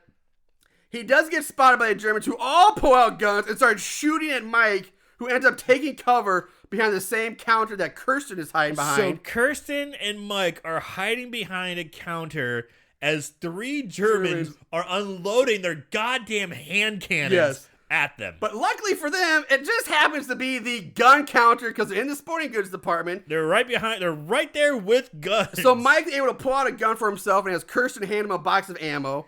Now, this is the first and last time that ammo will ever be mentioned or even thought about in this movie. Because everyone has the magical bottomless gun. Unlimited ammo. Yes. You got upgraded. They got that cheat code going. They got that achievement. They beat the game once so they can go through it again with unlimited ammo. Yeah. Wasn't it like a Resident Evil 4 unlocking? Yeah, like a lot of games had that kind of thing. Yeah, like Metal Gear had that, I think, too. I also find it funny that everyone has... they're all fucking stormtroopers. They all have terrible fucking aim. And they're hiding behind a glass counter. It's just constant shooting. It's just constant. But somehow this counter that's made of glass never gets hit. No one gets hit with a bullet. No one. It's just boom. But it's still really entertaining. Yeah. Mike asks her if she thinks she can make it over to the stairs, so Kristen peeks up over the counter to look and sees the elf staring back at her from across the room, still just hanging out there. As this, like, firefights going on, the elf is like, sup, girl? Yeah. She screams, ducks back behind the counter. Mike looks up at what she was screaming at, which is weird because you would think she'd just scream at the bullets flying around her head. Right? But he also sees the elf right before it hides behind another counter. Kirsten tells him that she thinks it's a troll that is following her, and she thinks it knows that Mike is helping her. Well, shit. That's a big-ass stretch from, like, looking at him for, like, 2 seconds. Sure. He knows you're helping me. So now we see the elf is just strolling down the aisles with, like, the camera just inches away from its gray turd-looking face. Just strutting. Yeah, he might as well just be doing like the Vince McMahon. She's just strutting down this aisle without a care I in was the thinking world. more John Travolta. Well, you can tell by the way I Yeah, use my walk. I'm a that's a woman, great, yeah. No time to talk. Or it might as well be like Peter Parker from Spider-Man 3, Yeah, the yeah, emo Parker yeah. or whatever. And he just hanging with his stupid gaping mouth open while there's fucking shootouts going on behind him. Also, no one else seems to care or even see that the fucking demon elf is just bopping around him in Just the shootout. walking around. Without a care. We cut to Brooke walking up to the elevator. Keep in mind, at this point, this is what I'm talking about. The sound is horrible. So, shootout. I said, bang, bang, bang, guns going everywhere. Brooke walks up to the elevator. 0 gunshots are heard in the background. 0. It's calm. It's like the OK Corral back there. 0 gunshots. But you do hear the alarm still going off in this scene. Yeah. But the shootout scenes, but when you back into shootout, shoot, no alarm. Back to Brooke in the elevator, no shootout, point. alarm. Both those should be ringing out, echoing throughout the entire fucking store the whole time. Just like proving that laws of sound do not exist in this store. The elevator doors open. Brooke sees Amy's dead body lying in a pool of blood. She screams, runs away. Brooke ends up in like this dark back room that's only purpose seems to be to store old creepy mannequin parts. Fucking John Clausen from Tourist Trap would bust a nut in this room. Right when I saw it, I was like, Tourist Trap! Yeah. Fucking, yeah. I liked the fact, I liked it. Yeah. I was very happy when I saw this. It made me think they did, it's a good choice. Mm-hmm. It's a very good choice. So the elf pulls an E.T. here and hides amongst the parts like E.T. hiding in the pile of stuffed animals. Because they're all bald and naked. They're all just nude mannequins. And it's dark. Yeah, and it's dark, and he blends in very well. She turns around, spots the elf who like roars / growls at her, and then she runs away. It's his way of going, hey baby. Hey. This time the elf chases after her. We cut back to Mike and Kirsten still being pinned down by the bullet barrage. Pew, pew, pew. That one would think we'd be coming from a small platoon of people instead of just 3 guys. This time the glass in the counter display finally breaks. But now again, the mystery, this mystery 1/4 inch thick like plywood, like this literally be sliding wood backing stops bullets. It's literally the sliding panel to like slide to the side so you get the merchandise out of the display case. But that's enough to stop bullets. Sure. Jesus Christ. Sure. And again, the alarm not heard anymore in this scene. It's gone. You're obsessed with that. Well, because it's insane. It's horrible continuity. It's so bad. Indiana, let it go. We see Brooke come tumbling down the stairs. She lands like right kind of like behind the Germans, but they don't see her. And she dives for cover behind some boxes. And now the alarm is not heard here either. What we see next is really odd. But it looks like the elf gets beaten back or is scared of like a few small motorized toys that for some reason have like come to life now. Yeah, it's really fucking weird. This is a weird scene, and I thought it would have something. I thought it would come back in some way. You would think because so, but but they took time to show this like wind up fuzzy electronic pig doll. Yes, like oinking and walking towards it, and other dolls, kind of like motorized dolls, like flopping around the floor next to the elf. And the elf takes steps back, like, oh no. Yeah. It looks intimidated or confused or something by it. But it but you'd think for sure this was like foreshadowing for something else, like somehow it would play into the elf's demise later or something, but it never comes back. Yeah. And like if they're playing out like, oh, because this clearly isn't a Santa's elf, because they actually pan out to see like, just stereotypical Santa's elf doll or something like that type doll. Yeah. And so I'm like, oh, it would make sense like, oh, this is a Santa elf, and they're just so fucking sick of making toys that they hate toys. They want nothing to do with toys anymore. But no, nothing. It's so weird and out of place. So Brooke is cowering in a corner crying, and a stuffed bear falls down on her. She looks up and sees the elf, now wearing a Santa hat, staring back at her with his dumbass mouth open. His ugly face. Where'd the fucking Santa hat come from? I don't know, but I liked it. You know what I think it was? I think that elf yes. was wearing a... So yes. he took the time to take this Santa hat off the elf down to put it on his head just for like for a gag? So what the fuck? It's insane. I liked it. I liked it. Did you really? Yeah, this is dude, look at the fucking movie we're watching. Yeah. When I saw that, I was like, all right. Remind me that it's Christmas again. The elf raises up a knife and slashes her across the arm with it. She falls down, tries to crawl away. Like, slashes her on the arm. Like right across the forearm. And then he jumps down and slashes her on the leg. But it's a very minor wound. Yeah, but she's crawling. Yeah, this I don't wound apparently understand. causes her legs to cease to function. Yeah, I mean, it's literally like a small gash on the back of her calf. I've walked through the woods in the summer. I've gotten like a bigger cut from a thorn on my leg, and, and keep going. There's no explanation why she's crawling so pathetically. Like no, it's a glorified paper cut. She don't understand. Like they didn't. It's not really under her hated Achilles that. either. It's not like it's her Achilles heel. But even before she got that cut, she was still crawling around like a pathetic troll. Yeah, troll. No, I get. I was infuriated by that too. There's no reason for it. I did not like that. So. Yeah, her legs like, don't if work you're gonna crawl anymore. around like that, like have her like take a fall or trip and fall, and she's like, oh, you know. Well, she did fall down the stairs. Yeah. When she enters scene, but you see, but you do when she falls down, she gets up and runs behind the counter. Away. So, I don't know. Anyway, so she's basically unable to move now. The elf then suddenly takes like a change here. He starts gently rubbing its hand up and down the side of her face, all tenderly, like it's like he's like stroking her cheek. Don't worry, girl. Yeah, don't worry, girl. And then he just stabs her a few times and she dies. It's the what? He's like, it's okay, girl. It's okay. Yeah. Stab. So she's dead. Brooke's dead now. The gun shootout's still going on, by the way. It's still full force. Mike's got 2 guns. Pew, pew, yeah, pew, he's pew. double fisted now. The still smoking. Still got a cigarette in his mouth. Two guns going. Fucking A. It's like a Duke Nukem style or something. The German leader finally orders his men to stop shooting at Mike because she is with him and they might accidentally shoot Kirsten. Like, fucking, she's been with him this whole time and you just now say that? Oh, shit, there she is, man. The whole time. And now police... Don't get her, dude. Don't shoot her.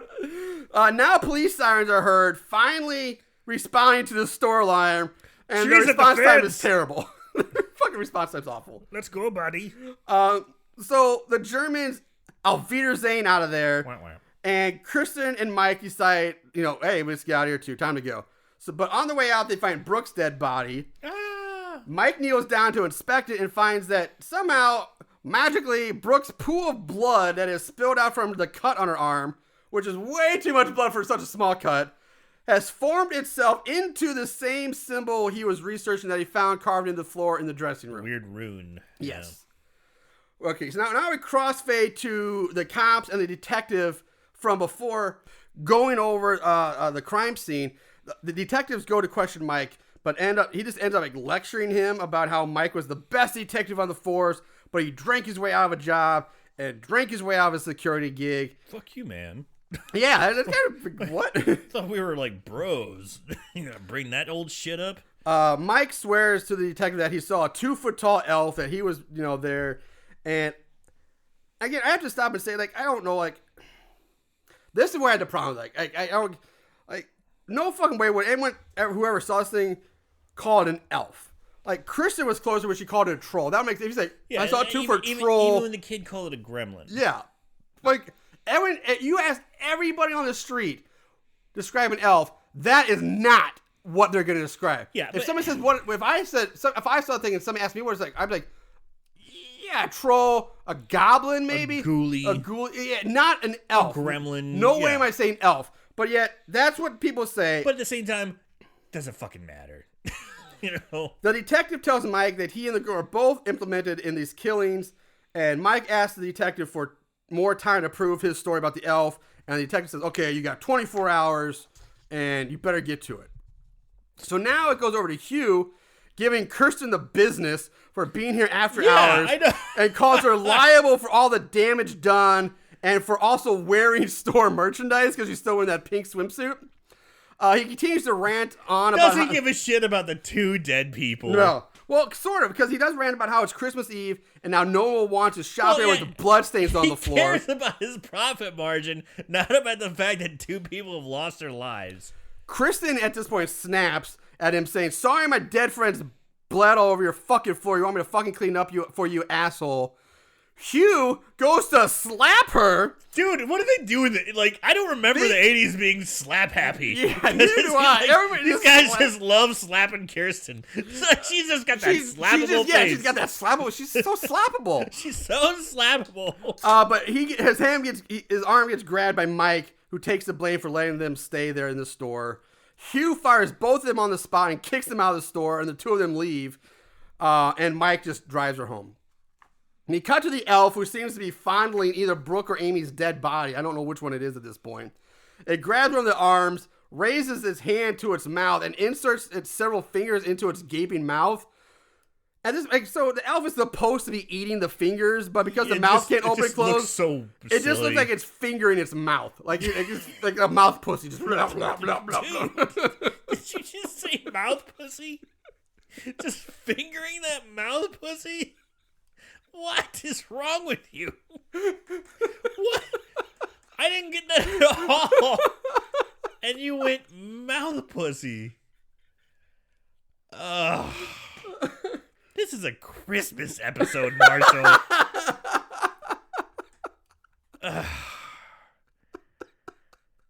Mouth pussy.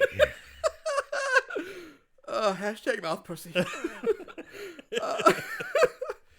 So we jump to Mike and Kirsten at Kirsten's house, trying to explain what happened to the mother. Yeah, so Mike says, I'll take you back to your parents. Yeah. And she's like, well, can't you take me somewhere else? Like, no, I think you should go home. Yeah. And once he takes her home, he's like, holy shit, your folks are the worst. Yeah, because of course the mother doesn't believe any of this and assumes that Kirsten is on drugs and spending her nights with older men, thinking that her and Mike are banging. Yeah. The mom then calls the cops on Mike. Kirsten tells like, dude, better just leave now. Just get out of he here. goes, I didn't think it to be this bad. Yeah. He goes, I'll be back. Mike tells her that he's not giving up on finding out the truth about the elf and stuff, and he leaves. On his way out, he gets stopped by Grandpa. Oh, by the way, Mike's still smoking. Who wants to know what Mike saw. After Mike tells him about the troll, see, now he calls it a troll. Gramps says something about forces that will destroy Mike, and goes on to say that he will protect Kirsten, that Mike can't do anything, can't help him, or just go home. Don't worry, man. She'll be fine. Yeah. I got this. So now Mike goes to track down the professor at the university. Back inside, Gramps orders Kirsten to go pack a bag because they're leaving. Grandpa tells her there are many things that he's done that he must teach her how to undo. So now we cut to Mike at the university's library, where he finds Dr. Fitzgerald. He shows him the symbol. Now, was this the guy who wrote the original book of runes that he was talking about? Yes, the one he found. This is the author of the book he found at the public library. He just so conveniently happens to be in the same city, or at least vicinity. Yes, where he can go and talk to him. Yep, like that. Just like that.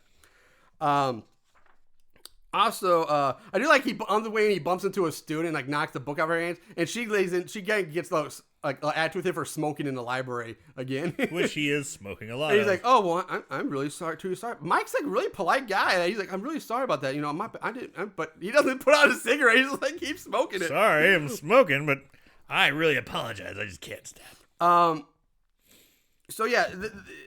This leads to a crazy fucking history lesson that includes the Bible and one other rather infamous group of people. But instead of telling you, I'm going to let you listen to this whole wackadoodle nonsense. It's a little long. But you got to listen to it all to understand. It kind of tries to explain what's going on. And so it's a pretty decent scene. It's not bad. And Dr. Fitzgerald is kind of a fun little character. He's really kind of eccentric and weird. But try it. Just take a listen and see if you can understand what they're saying. Dr. Fitzpatrick? Yes. I'm Michael McGowan. Yeah. I don't want to take up too much of your time. Oh, please, take all the time you like. It's Christmas Eve. I only have my in-laws to look forward to if I go home. Oh, what do you need? What can you tell me about this? Oh, now that's an obscure one. Yes. It's not Coptic, and it's not Phoenician. It's not a rune, actually, although it does look like one. Let's see. How much do you know about your Bible, Mr. McGavin? I had one once. Genesis, chapter 6. Oh, do come along. Thank you. Noah and the ark. God is not pleased. It seems that the angels have been slipping down to the earth and begatting with the women. Plus, that thing with Eve and the apple is still sticking in his craw. God is fed up with the entire place and decides to do away with it. But at the last minute, he relents and thinks, now Noah, now there's a very fine fellow. Yes, he's worth saving. I'll save him and his entire family. And since God has nothing against the animals, he commands Noah to take them into the ark with him. So what? So this. Now, among the creatures specified by God to be saved, it is said, the little creeping things. Now, are they insects? Maybe. A lizard, right? Wrong. No. Doc, do me a favor. What is the bottom line? Well, I'm telling you, the bottom line is, the little creepy things are the little creatures that creep on two legs. Idiomatically, we call them elves. Elves? Yes, that symbol you showed me. It's attributed to the elves. Doc, wait a second. Elves. Ugly little creatures that stand about 2 feet tall. Oh, however they're supposed to look. Do you think that there could be an elf cult or a sect alive today that would be crazy enough to kill people? Oh, no. But about 50 years ago, there was a group that believed in elves that did one hell of a lot of killing. The Nazis. The Nazis? Mm-hmm. They believed in elves? Oh, yes. They believed in a lot of things. You know, if you could ignore their brutality, you'd have to say they were just a bunch of crackpots. Well, what in the hell were these Nazis going to do with these elves? I don't know. Oh, actually, Professor O'Connor. He is more up to date on the Nazis than I am. Yes. Where could I find him now? Let's see, it's Christmas Eve. He should be home. Thank you. Well, I think that I've seen an elf. Do you think that I'm a crackpot? Oh. Are you asking if I believe in elves? No, I don't. But God did. You've been a hell of a lot of help, Doc, in your one piece of work. Merry Christmas. Oh, yes. Merry Christmas. What? So that is kind of our explanation. that's a big dump. That's a big piece of pie. There's a lot digest to there. unpack there. Yeah. So we have Jesus, Noah, No, elves. not Jesus. This is Old Testament shit. Pardon me, God, Noah, elves, Nazis wanting to resurrect elves. Yeah. Wow. Holy fucktards. What? Yeah. So That's a lot. it's a lot. And again, I just love the fact that both of them are now smoking in the library because He's smoking a Fitzgerald's pipe, yeah. smoking a pipe. And that's a long scene, so I know it's long, so it's a lot of big, but you just gotta hear the whole thing to really understand like where this movie is going and trying to explain this shit. And they really do pack a lot in that short scene. Yeah. Yeah, and I do love the Doctor. The Doctor's he's a fun character. He is a fun character. Dr. Fitzgerald is a pretty fun character. He's a good cat. Fun cat. So there you go, guys. The Germans that are partying, having fun, trying to get Kirsten to get laid, yeah? They are Nazis. Fucking Nazis. And elves were in the Bible. Oh, let's not forget that fact. Apparently elves are in the Bible. Well, as perceived as the creepy crawly things that were, attributed to Noah. Yeah. So, yeah. Were they insects? Maybe. Were they lizards? Nah. They were things that walked on two legs. So yes. At least that's the interpretation that the Doctor has given. Oh, also during that scene, you can't see it in the audio, but Mike, the Dr. Fitzgerald shows Mike a picture in a book of two elves raping a woman. That's in the book somewhere. Sweet. Yeah, so we go back to Grandma. Meanwhile, he's pouring like some water on his weird like crystal thing, and then places a tiny crucifix necklace on the crystal. He's keeping it clean. And then places it in a box or something. Maybe holy water, who knows? While upstairs, Kirsten is packing a suitcase. In comes the mother, who says that she just got off the phone with the cops, and turns out that Kirsten was right about her friends. The whole story about her friends being killed. Yeah, it's like, I guess you were telling the truth, Kirsten. Yeah. Kirsten runs over to give her mom a hug, embrace her. Oh, and the mom is still just standing there. Stone cold with her arms folded, not embracing back. Kirsten's like, I'm so scared, Mom. I want comfort and motherly love. And she's like, and it just doesn't move. Yeah, statue ass. She turns on Kirsten there eventually. And Kirsten's like, I wish, you know what? Fuck it. I know we just played an audio clip, but this is mom's insanity. Here's another crazy ass clip. This is the mom, and this is. See if you can pick out these subtle nuclear level A-bomb plot twist that they drop in this. It's real subtle, but see if you can pick up on it. I just talked to the police. It seems you were telling me the truth about your friends. Mom, I've been so scared. I didn't know what was going on. I wish Dad were here. He'd know what to do. You remind me of your father. You're a lot like him. I am? You're attractive. You're bright. You're independent. Impulsive. Self-centered. Narcissistic. And I know exactly what's been going on. Oh, you and your friends, you were where you weren't supposed to be. Oh, sure, it might not have been your fault, Kirsten. But it wouldn't have happened if you hadn't been there. Don't look away from me when I'm talking to you.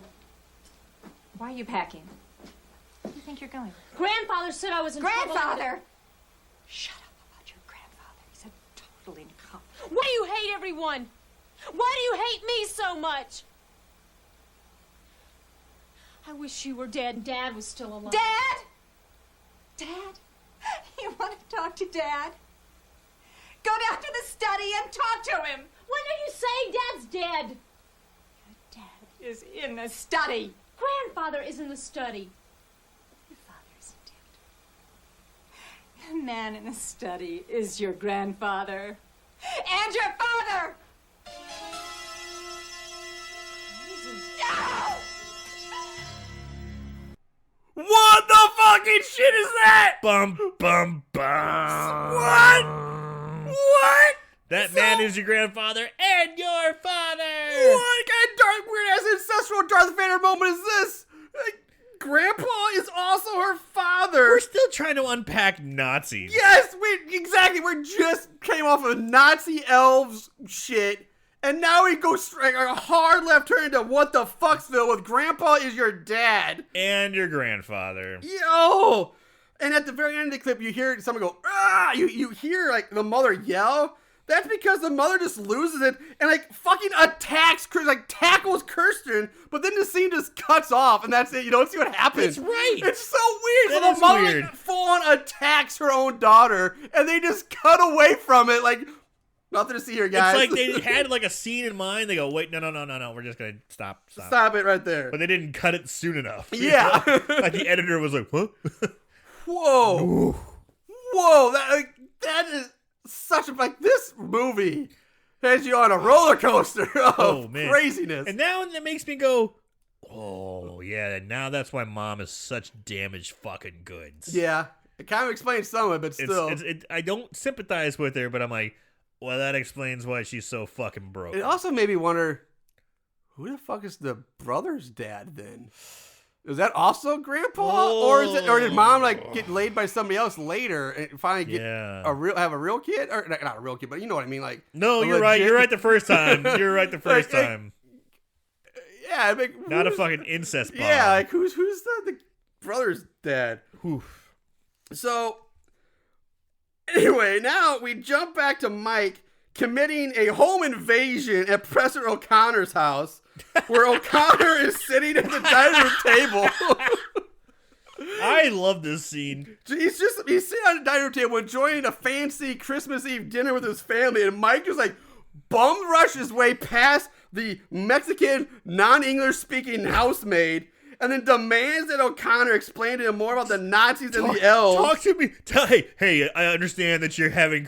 I'm sorry I'm budging in. I'm sorry I'm, like, interrupting your Christmas Eve. But you just got to tell me about the elves and the Nazis. Just tell me as he's smoking. As he's smoking. Which I meant to say, but again... And it's like... I just want to go back to the during that shootout... He's smoking the whole time. The cigarette never leaves his mouth. It never falls. Grizzly Adams bursts into this guy's house on Christmas Eve and demands to talk about elves and Nazis as he's chain smoking. Yes. Wrap your head around that one. Yes.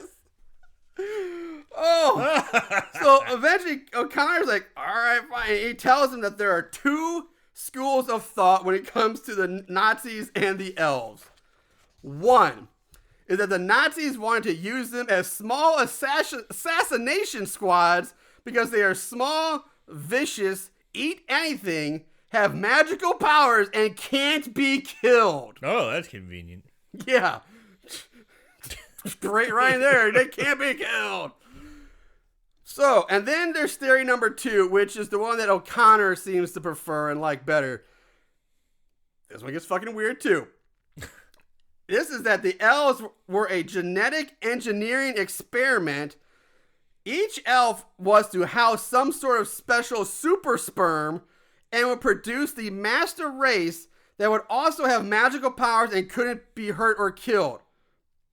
They would have the elves mate with their selected perfect human specimen, who would also have to be a virgin at midnight on Christmas Eve to produce the master race, which would eventually go on to rule the world. Sure. What the shit, man? Where does Christmas Eve come into this? Exactly. Like, what? Yeah, that's... He just drops that. He just puts that little nugget right down exactly. there. I thought the same thing. Like, all the... Okay, but... Now, like, oh, it's like they forgot, like, oh shit, this is a Christmas movie. Let's, well, how we wrap Christmas back into this? Okay, Christmas Eve. Like, we were, like, never, I know, like, movie concerned about Nazi lore and science. You've never even said, oh, they're big into Christmas time. They sure do love Yuletide cheer. Yeah, like, Christmas was a big thing for the Nazis. Like, what?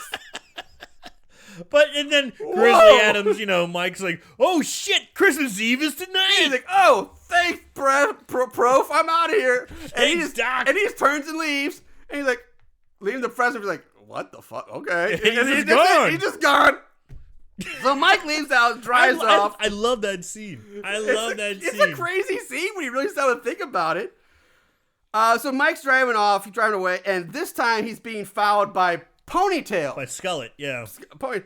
We go back to Kirsten, who's sitting in the study while Grandpa tries to explain everything to her, saying that he is no longer proud of what he did. Meanwhile, Mom is upstairs getting ready to take a bath.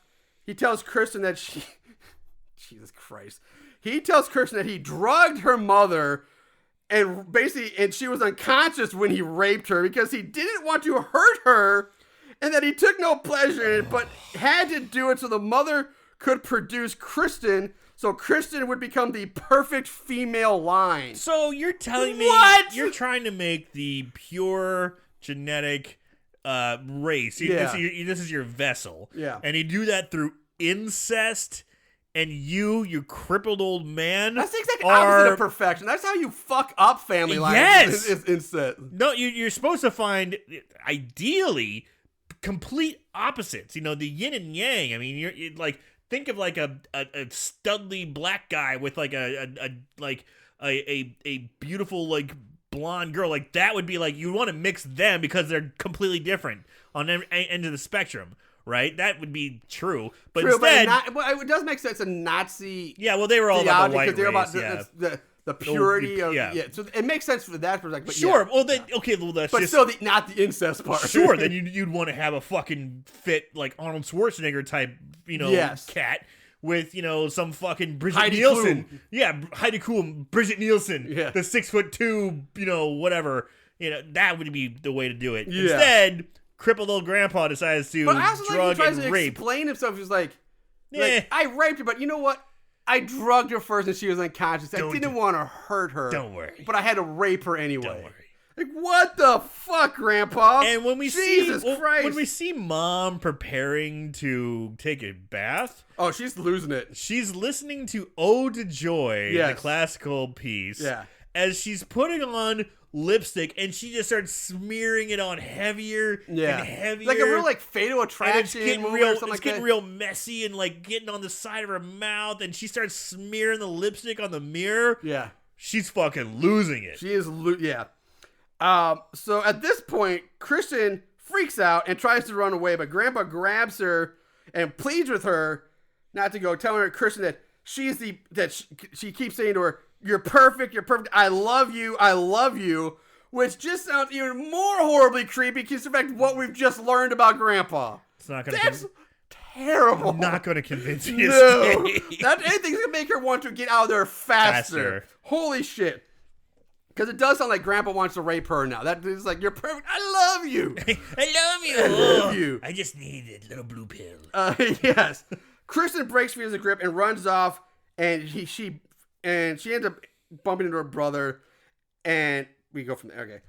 We cut back to Mike driving and being followed by Ponytail. Mike, who's been smoking this whole time, goes to light another cigarette. Yeah, with the car, the old car lighter. The old car lighter. Yeah, the old car cigarette lighter. But the cigarette lighter isn't working, so he bangs on the dashboard, which I guess is supposed to make it work in his logic. In yeah, well, hey, you bang on things in the 80s. Yeah, like works, TVs. Yeah. It always, or like, Fonz banging on the jukebox. It doesn't get to work, but something else drops Whoa, out. But by banging on it, it causes a fucking bundle of fucking dynamite to fall out from under his Just dashboard. drops down into his lap, basically. Just boop, here it is. It's like, oh shit! So Mike jumps out of his moving car. He's holding it in his hand. He is holding it in his hand. And he's like, oh shit, a bundle of dynamite. Do you want to throw it out the window? That get rid makes of sense. It? And nope. drive away. He decides to fucking jump out of the because car. you can drive faster than you can roll. Anyway, he jumps out of his moving car, which then swerves off the road and explodes in like someone's backyard. Dude, boom! It's this giant boat of a car. It is. And he jumps out, and the car just kind of rolls for a good 3 or 4 seconds until boom, just explodes. Ponytail pulls up to the flaming wreckage, gets out to have a look. Mike comes running over him out of fucking nowhere, attacks Ponytail, beats the shit out of him. Just beats the brakes off this guy. While trying to interrogate him. But every punch, he could, like... I'm like, okay, you hit him once and you got him down, and because Mike's a big dude. Yeah, he's a big guy. He's a big guy, and this guy's real skinny. He's a slim guy. And the first punch, I'm like, shit, he probably knocked him out. But he's like still with it. He's like, okay, who sent you? Who are you? Wham! And these punches, and like this, not only like is the way he's throwing it looks truly like he's knocking the shit out of him, but also the sound effect they're using, it's like wonk, like real big hit. Where'd you come from? Wonk! What are you doing here? Boom! It's like Hulk in the Hulkbuster Iron Man suit fight. They did like that level punches. Yes, and he's like, how many teeth you got? Wham! Well, how many teeth you got now? It's like, but the whole time, Ponytail never says a word, and then in true crazy cult fashion, just bites down on a fucking cyanide tablet and kills himself. Or Mike was punching him so fucking hard, he gave him a goddamn seizure and killed him. I don't know, but you just see like, you see, he ate a cyanide tablet, but I think Mike's so much of a man, he just beat his brain into complete mush, and it caused him to spasm and die. After Ponytail dies, Mike takes a pin off Ponytail's coat, and it's the shape of the symbol we've seen throughout the movie. Yeah. But what I kind of found funny about this whole scene in my head, that like you punched him into a seizure, I thought it was funny that Mike, the whole time, Mike never sees Ponytail following him. He never knows he's being followed, and Ponytail just pulls up and he just attacks the dude. For all he knows, it could just been an innocent bystander pulling over to like try to help out with the wreckage. Hey buddy, you okay? Everybody okay? Wham! Who are you? Wham! Wham! And just beats the shit out of this guy. Beats the brakes off him. So we go back to the mother who's in the bathtub, and we also see the elf is inside the house now. Kirsten is in her home with her brother as well. Mike's driving back to Kirsten's house, and we see the mom looking like she's like getting off, or like having an orgasm, like wiping a washcloth over her face. She's like euphoric. We're just wiping this cloth over her face. It's been a hectic day, Marshall. It has. Calgon, take me away. She's just gotta like bathe it out. Now, when she gets in the tub, we did not mention we do get some butt. You do get some butt, some side boob. Her body is perfectly tanned. Yeah. No tan lines. From fucking head to toe, no tan lines. Yep. Mom keeps it tight. Mom does keep it tight. Mom's body is banging. Yeah. I mean, she was a sex robot. Yeah. That is true. She was a bikini sex robot. Yeah. So anyway, she gets done like with her washcloth orgasm or whatever, and she looks up and sees the elf standing next to the tub looking at her. The elf tosses the radio into the tub, electrocuting her to death. During her death scene, you do see like full frontal nudity of the mom as she spasms and twitches around in the tub, while the elf kind of stands behind the tub, looking like he's headbanging.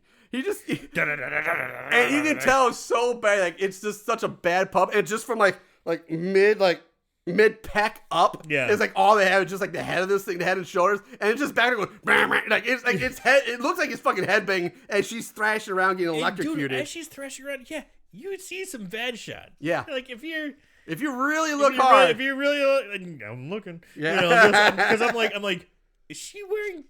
She's not wearing any She's not wearing any panties or anything. And from an 80s, there's not bush there either. She much. was ahead of her time with the trimming. Mom keeps it tight. Yeah. She's like your sign off, baby. She keeps it tight. Yeah, she does. Mike gathers Kristen and her brother and escorts them downstairs to get them out of that. Oh, I totally fucking skipped ahead. So Mike arrives at the house as the power goes off. He rushes inside, finds Kristen, who's still calling him Santa at this point, even though they've had many interactions. And he's but she even said, well, there was that scene where she's like, just call me Mike. And she goes, look, I feel better just calling you Santa. Yeah, okay. She's like, look, I'm just going to keep calling you Santa. I missed that You scene must have then. missed. Yeah. It's when they're after the shootout. And he's walking her back to the car before he takes her home. Yeah, after the cops. She's like, yeah. He goes, just call me Mike. He's like, if it's all well and the same, I just want to keep. I missed that line because I remember that conversation. They're Yeah. walking out and like, blah blah blah. I just missed that part. So anyway, Mike goes into the bathroom and sees the mother dead in the tub as the kids are with her. And the weird symbol has been drawn on the side of the tub in blood, which is weird because there's no blood. Like, where'd the blood come from? The mom isn't bleeding. Like Aaron's making like a I guess he didn't want to say it, but he's making like a he's fucking the V of his finger with another finger. So I'm guessing he's saying the elf finger blasted the mom till she bled and then got the vag blood. You said it, not me. Yeah, but you.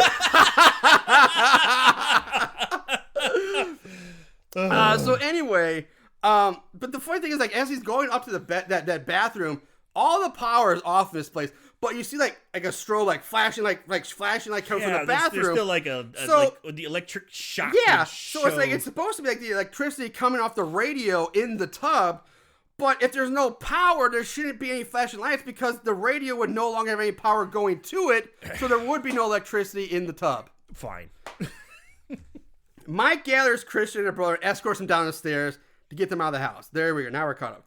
But he gets cut off by Gramps, who tells them they have to stay because the elf will keep following them, and that Grandpa has to show her how to stop it, which completely contradicts what they were doing earlier. Because he's like, pack a bag, we're leaving. Yeah. So what? And also, apparently, tonight's just the night. So get away for tonight. Run away for tonight.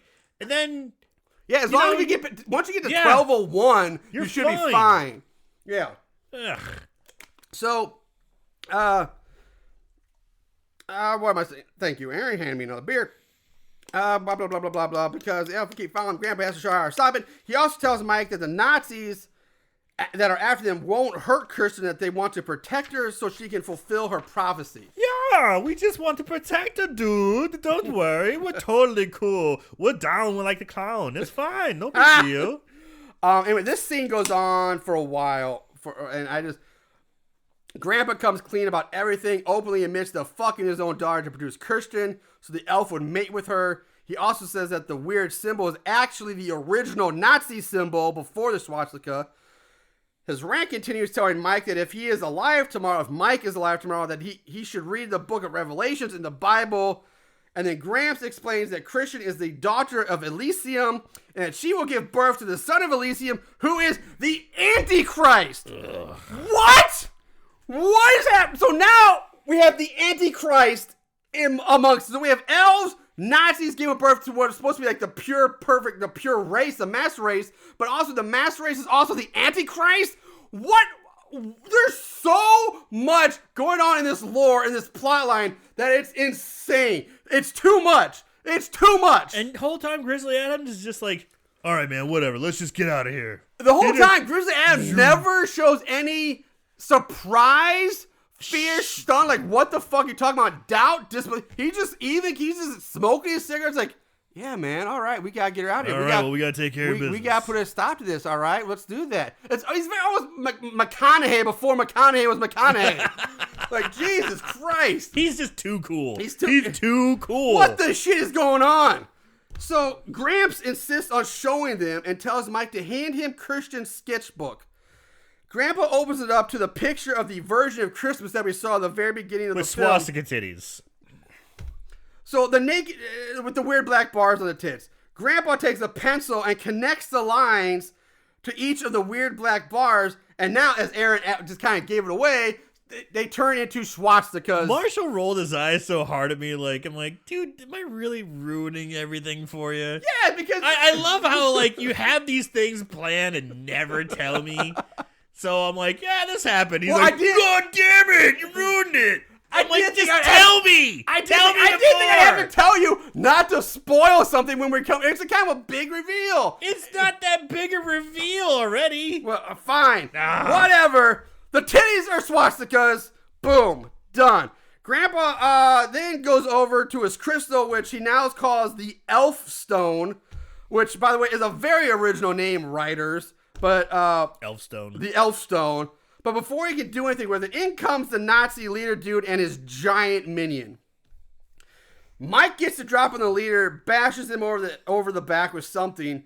This leads to a clunky fight scene during which Mike tells Kirsten to get her brother and get out of here. And Mike just starts beating ass. Oh, excuse me.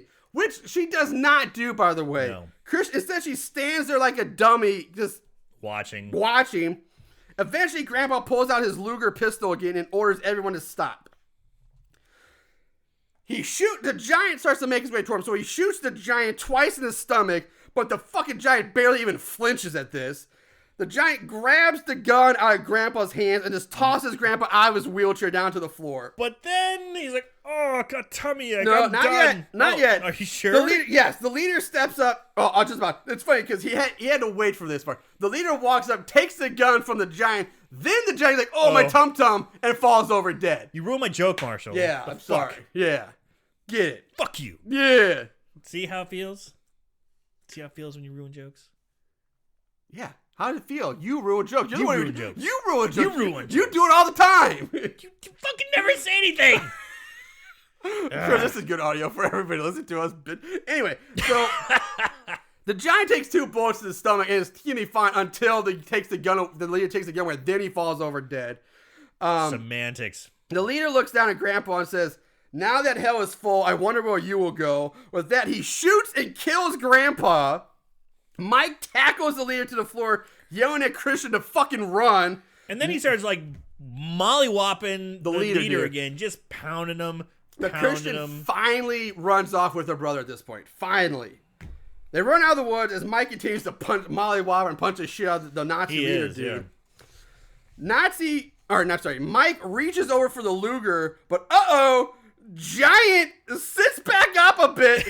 He's still alive. And he's got the gun in his hand, and he shoots Mike with it pretty much point blank range. In the side. Right as bam! And then he dies again. So then Giant dies again. Nazi there gets up, kind of dusts himself off, and just looks at the carnage. Yeah, and he's like, oh, I'm okay, guys. Cool. Auf Wiedersehen. And then he goes outside, assholes. Gets in his Jeep, and goes off-roading to chase after Kirsten. But he's not used. He's used to the Autobahn. Yeah, he's not used to the back he roads. Comes to a tiny little hill. He's not used to the back roads of Colorado. No, yeah. It's not even a road, but yeah, he comes to a tiny little hill, and the Jeep just flips over. Just flies off that little hill. It doesn't fly, it rolls. It kind of just rolls on the hill and just flips over. It's so funny. It's almost like a slinky going down the stairs. It just kind of tips right over. It made me wonder if this was an accident. If this was unintentional. Yeah, I mean, we should keep it in. We should see you speeding away and towards the woods where they ran. Yeah. But he turns oh shit! Rolls on the hill. It's like, just keep rolling. Just keep rolling. We'll keep it in there. Because it's the worst. It just looks so accidental. Yeah, it does look accidental. That's a great way of saying it. Yeah. It's so unimpressive. It's one of the least impressive crashes we've ever seen. And there's no reason for there's really no reason for it just to tip over like that. There's no explosion afterwards either. It just tips over. And the guy climbs out. And matter of fact, the Nazi just climbs right out. Oh boy, this is bad. Climbs up, hops down, and just walks off completely fine. Okay, AAA.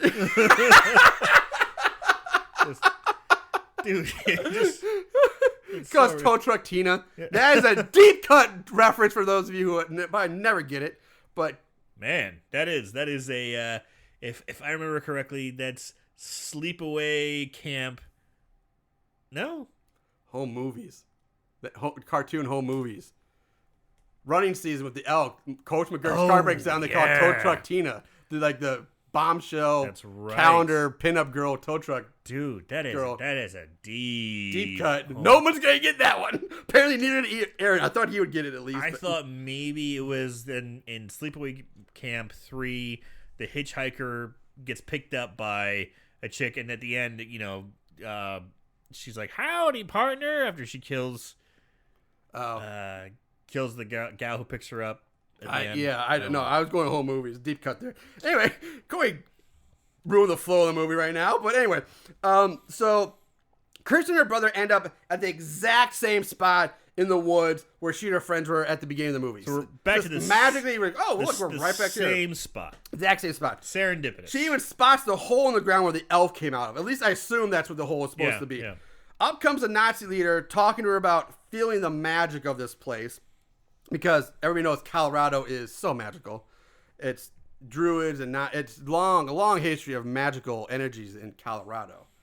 Not Stonehenge or anything. They do have pretty sweet frisbee golf courses. It's pretty magical when you're looking at the Rockies stoned off your fucking gourd. Yeah, there you go. Yeah. Playing frisbee golf. Got some magical weed out there, I guess, but not that anybody here has done that. Not anybody. Christian backs up a few steps, and then she steps into the hole, which I guess she twists her ankle, but this causes her legs to cease to function for the rest of the movie. Just not work. She is now paralyzed from the waist down Gone. After stepping into a hole. Nazi leader goes to help her, but she's like struggling to get away. And he turns into like creepy grandpa here because he's like, hey, I would never hurt you. I love you. I love you more than anything. My accent sucks. I love you more than German chocolate cake. Yeah, more than I love you more than fast speeds on Autobahn. From Schnitzel and Ludos and Bex. Yeah, Bex. So we hear a gunshot ring out now. Just boom. And the Nazi leader kind of falls over dead. He turns to look. Yeah, well, Kirsten also looks over and sees leaning out from behind a tree. What we see is, and I bet all you guys listening home out there thinking, oh, it's got to be the brother, right? Or maybe Mike. That would make sense. Yeah. But you would be fucking wrong. Nope. Because it's the goddamn motherfucking elf holding the Luger. Sure. What? So, god damn it. So the brother rushes up to Christian now trying to pull her away and say, come on, we got to get out of here. But of course the legs don't work. Yeah, like I said, Christian's legs don't work anymore. After twisting her ankle. So she tells the brother to go back to the house to get the crystal from the study and bring it back. And so the brother runs off. The elf slowly approaches Kirsten, who's tossing handfuls of dirt at her. Like, that's going to do it. Like, just, ew, here's some dirt in your face. During this scene, okay, when she's throwing dirt at the creature coming at her, mm-hmm. Obviously we already mentioned it's a static puppet. Its eyes move a little bit, but it's essentially static. Yeah. She's throwing dirt at it, and its little hands are up. Yeah. Like almost like fucking T-Rex hands. Yes. And the hands are out, and she throws dirt. It hits one of the hands, and it goes wobble, wobble, wobble, wobble. The dirt, she throws the dirt, it hits the hand, and you see it going blah, blah, blah, blah, blah, just like flapping up and down. And I'm like, oh, that looks so. Yeah, you think you cut that one out. Just like, do a take two, guys. But the hands aren't firm. No, the hands not. are made of just like loose rubber. Gelatin. They're like gelatin. So when it gets hit with the fucking dirt, it just flops up and down. Oh, when I saw that, I'm like, oh, that's it. That was your point? That's it. So the elf slowly approaches Kirsten, like I said, dog's nerd. But the elf gets up to her, but then he gets distracted by a cockroach, which he grabs and eats. Because, sure, why not throw that in the mix right now for no reason? If you want to get to banging, you got to power up. Yeah, you got to power up first. You got to get that protein. You got to fuel like a champion. That's pure protein right there, them cockroaches. So the brother gets back to the house, steps over all the dead bodies that are in the study. But he gets grabbed by Mike, who's still hanging on and smoking. Mike, kid, take this. Take this. Your sister needs it. Mike, give me another pack of Camels while you're out. I'm running low. I only got 90 cigarettes left. I won't last 20 minutes. Mike gives him the crystal and sends the brother back out on his way. We go back to Kirsten, who at this point is sitting on the ground, leaning up against a tree. The elf is just standing there next to her, caressing her face, and at yeah, times, just standing there looking at her, kind of, ever so slowly, yeah, like making his way towards her. It's like he's in quicksand or slow motion. She looks a little creeped out, and he's getting a little bit closer. It's weird. It almost looks like he's just hanging out next to her. Yeah, that's why he's just. But hanging it's out he's next to her. kind of moving in on her. The elf just. Maybe the brother gets back. He runs back. Seduction dance. Yeah, his mating ritual. The brother gets back. Christian's like, hey, bring me the crystal, but just walk slowly. It's okay. He's not going to hurt me. Just bring it here slowly. And so he's in a horny trance. Yeah. So the brother, he gives her the crystal, and she says that Grandpa told her that she would know what to do with it, that it was inside her. The knowledge was inside of her. God. She has visions of her drawing, the drawing of the Virgin of Christmas in her head, showing us the Christmas Virgin holding a goblet in her hand, which about to happen, I never make this connection, is what happens here. Nope. No connection. Why they focus on this goblet based on what's about to happen. Kirsten then starts to crawl across the ground using her hands and elbows because her legs don't fucking work. And the elf just slowly walks alongside her, like escorting her, like a fucking escort quest, just slowly walks beside her, not doing anything. She crawls over to the hole in the ground.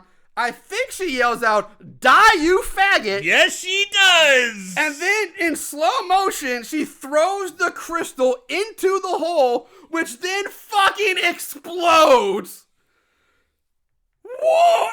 And now the special effects or the cinema filters that they use here make it really fucking hard to tell what's happening. All you can tell is she rolls away from the hole and then crawls away from the elf, who seems to start melting and with smoke billowing out from its mouth. I mean, seriously, these effects make it so impossible to tell what's happening. It just looked like he took a huge bong rip and it's just... It's not even just bong. It's like... If you're on LSD, bong, and crack, I don't know. It's insane. But everything shakes and shimmies. It's blurry. It's a blurry mess. Visual vomit. Yeah, it's a blurry visual vomiting mess. Thank you. Eventually, the screen eventually goes white. It just goes white, and it comes back on a close up of Kirsten. God damn it! As the camera zooms out, we see her. She's holding on to her brother. And we see the two of them are still in the woods, which now looks like it's completely burned down, burned to the ground. And Kirsten looks up and says, "It's snowing." Sure, that's not ash. Exactly. Yeah, that's right. Then it crossfades to black, and we see a glowing elf fetus floating in like a black void. Roll the credits as we hear heartbeats. What the fuck? What the shit just happened? And I'm like, did the fucking elf, did the elf like fuck Kirsten while she was waiting for her brother to get back with the crystal? Because I don't know what else would happen. That's my theory. Like, while he was gone, he raped her, he banged her, and that's why when he was gently caressing her cheek, that was their post-coital bliss moment. That was their cuddle moment. And that's why she was like, because she was like, I just got raped by an elf. What the fuck else am I got left going on? I don't know. Why else would there be a fetus there? What is happening? That's the end of this movie. Holy fuck, guys. I mean, we don't know how elves make love, Marshall. He very well could have just gently caressed her and been like, boom. He's got penis fingers. The sperm come out through his fingers. Boom, you're pregnant. Boom. Boom. But how about that? How about that way of killing the elf? How about that? You army crawl over to a hole as he escorts you over. Yeah. Like, what you doing, girl? What you doing? Yeah. What, are you gonna go over to that hole right there? That's cool. Oh, what you doing? With the elf stone in your hand, I can clearly see the elf stone. And then she calls him a faggot. Yeah. Die, you faggot. Gotta love the 80s, though. Throws the elf stone, original name, into the hole, causing an explosion, thus killing. Chaos proceeds after that. Just what the fuck happens? Now, would it have worked without the homophobic slur? I don't know. Maybe that was like the magic word, like abracadabra. Grandpa would. She said, "I would know. I gotta call this guy." I just feel it in my gut. Like, it just feels right. Fucking Nazi bitch. All right, so that's the insanity of Elves, guys. That's Elves. Elves. Let's move on to our favorite kill. Don't act like you didn't love it. Favorite kill. Aaron, what do you got this week? I think I know what it's going to be, but you make it official. I don't. You know what? Maybe I don't know it, but apparently I might be wrong. You might be. My favorite kill is the chick who gets killed in the elevator with her lingerie. Really? Because she just comes running in there. She's like, I don't know who you guys are. It's like, hey girl, what's up? We want to party with you. Where are you from? Where you come from? You don't want to tell us? Oh, she's no fun. Just kill her. Boom. And just gone. And I was like, just like that. Just I'm like, holy shit, they just killed her for that. It's like she didn't even get like up to the second floor. Like all in the matter of like seconds, she's dead. Yeah. That was my favorite kill. Because I was like, they're going to hold her hostage. They're going to do something. No shit, they killed her? Holy shit, these guys mean business. Wow. I thought for sure you were going to say Cokehead Santa. You know what? I thought about that too, but I liked Cokehead Santa. I didn't want to see him die. Doesn't mean you don't like his kill. Poor guy. I didn't. Yeah, but no, my favorite kill was Lingerie Girl in the elevator. Amy, okay. That was my favorite kill. Wow. Because that was Cocaine Santa. You expected him to die. Yeah. Girl in lingerie who just... She didn't even have time to fucking breathe. She's like, oh my god, there's guys with guns. Where you come from? I don't know. Bam! Bitch didn't have a chance. It was a little... It had me shook. It had you shook? It had me shook. Wow. I was like, damn, these Germans mean business. My favorite kill is the cat. I hate that fucking cat. No, that's my least favorite kill. That cat should have lived. Yeah. It's either probably the mom... Because she's a terrible person. She was horrible. And you get to see like full frontal nudity during it, so that's always a plus. But I think my favorite still give me Cokehead Santa. Yeah. I mean, just stab repeatedly in the junk until he dies. But I just wish the guy got a chance to rail a few lines before he got stabbed. At least end on a high, right? Literally end on a high. So all right, there's our favorite kills this week. Let's move on to the odds and ends. Not only did they watch these films, they researched them too. Ugh, what is wrong with these guys? All right, ratings. IMDb gives it a 4.1 out of 10. Wow. Yeah. Rotten Tomatoes, there is no official thermometer score, but it has a 30% audience score, which is a little higher than I thought it would be. And Amazon, it is not even on Amazon. Huh. It's not on Amazon. There's no Amazon score. Plot keywords. 76 plot keywords. I wrote down several of them. So, Aaron, if you would like to take a guess. Okay, well, I'm guessing Nazi elf. No, okay, yeah. Nazi cult, okay, yep. Cocaine Santa? No, I wish. Oh, darn. Mom electrocuted in tub? I think there's a tub. There's a tub. Yeah, okay. Yeah. Well, obviously... I'll tell you, three of the last four. I scroll all the way down to the bottom. The last four, that's when you find out the Christmas ones. They were an afterthought. But I wrote down... And again, people who would look these up worry me. Father-daughter incest. Yeah. Attempted rape. Incestuous rape. Monster rape. Perverted boy. Nazi cult. Evil grandfather fetish, which I'm not sure where the fetish is, unless they're talking about rape or incest as a fetish. Again, scares me. Or, mouth pussy. Mouth pussy. Yeah, maybe he had a fetish for fingers. Yes, maybe. Finger You're right. mouth. Yeah. This is the second time we've seen this. I still don't know what this means. And I need to look this up. Psychotronic film.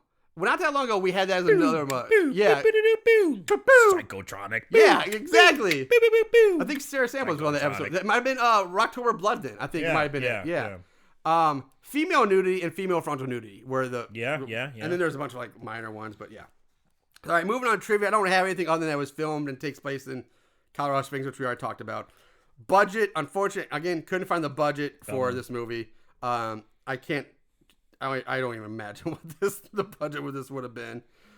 You know what? I bet it was a little higher than we would have given it credit. They blew up a car, and then when they showed the scene where they were like when he was punching Skullet out, or the guy with the ponytail, They were at the scene where the car had already exploded, so they had to blow up the car, be like, okay, it's safe, roll, keep rolling, baby, and like had the fight but you don't scene. really see the fire in the background. Or anything. Yes, you do, because he stands up and the car is in flames right behind him. It's pretty impressive. I meant during the punch scene because it's a close. Okay, maybe not during the punch, but during that scene, it's still like right by the flaming car. You also the shootout in the mall in a big store like that. But it's only one little section of the store that is shootout. Regardless, I mean, it's still going to cost a little bit of money. There's several locations, the credits go on forever. There's a lot of 5-minute credits. There's a lot of people who worked on this. Yeah, but it's also 80s. I would maybe 750,000. Maybe, but man, it seemed. But the animatronics aren't good. No, but they still had to make money to make it. I get, but there's no real big actors in it. I mean, yeah, you're right. They probably saved on the actors because there weren't anybody that's of name. But man, it just seemed a little. Oh, Grizzly Adams, man. Grizzly Adams. And this is Grizzly Adams in the 80s. Late 80s, but yeah. But still, whatever. I don't know. I don't know. That was my guess. So let's move on to 5-star reviews. Is this your guilty pleasure? 5-star reviews. All right. Now, like I said, it's not on Amazon, so I don't have any 5-star reviews for Amazon to work with. So I went to IMDb. I hope you picked out the short ones. Yeah, that's the thing. Like, the IMDb likes to write novels. I don't want to sit through you reading like fucking 10 pages of. No, reviews. I wrote down 1, 2, 3, 4. Hold on. I got something else coming. I think I wrote down only 3, and they kind of range from reviews or scores. So first one from Yoda57. Wow, I can't believe this movie exists. Just when I thought Chuck Norris was the worst actor ever, along comes Grizzly Adams. He is a department store Santa trying to stop a Nazi-created elf from doing something. The elf is laughable. Characters come and go without explanation. The elf kills without explanation. Grizzly Adams acting defies explanation. The dialogue is priceless. The movie was delightfully bad. I highly recommend it. That's his view. There's no like... Perfect. It's a higher rating one. Then from Alan Smithy, who gives a 2 out of 10. So this is on the opposite end. A genetically engineered elf, one elf, which that's a good point, pursues the virginal daughters of a Nazi scientist creator and runs afoul of a chain-smoking ex-detective turned department store Santa. I would have loved to be in the room when this was pitched. So yeah, the teens get slashed, conspiracies get exposed, university professors get pestered. We also find out why you should never wander around a department store in your underwear, why you should always listen to your grandpa even if he is a Nazi, and how to use a teen's head to open a locked security door. Plus, Dan Haggerty even manages to raise his voice above a mumble. What more could you want? If you only see a few thousand films in your life, make sure that this is not one of them. 2 out of 10.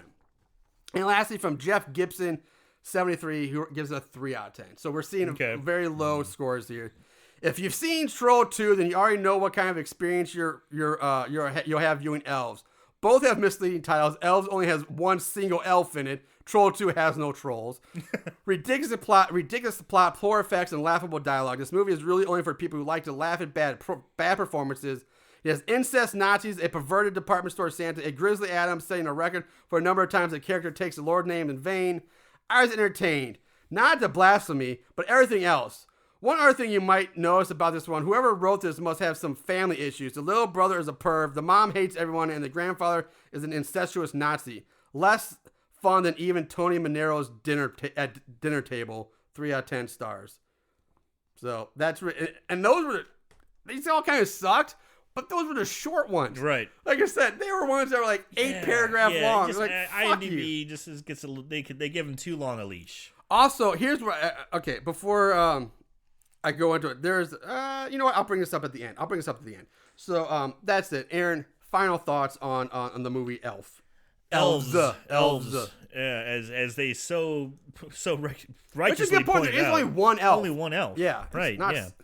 You know, you think there's gonna be more than one, and I'm gonna have to say, so bad it's good. Really? Yeah. I'm gonna say, guys, you gotta check this one out. It's just so bonkers.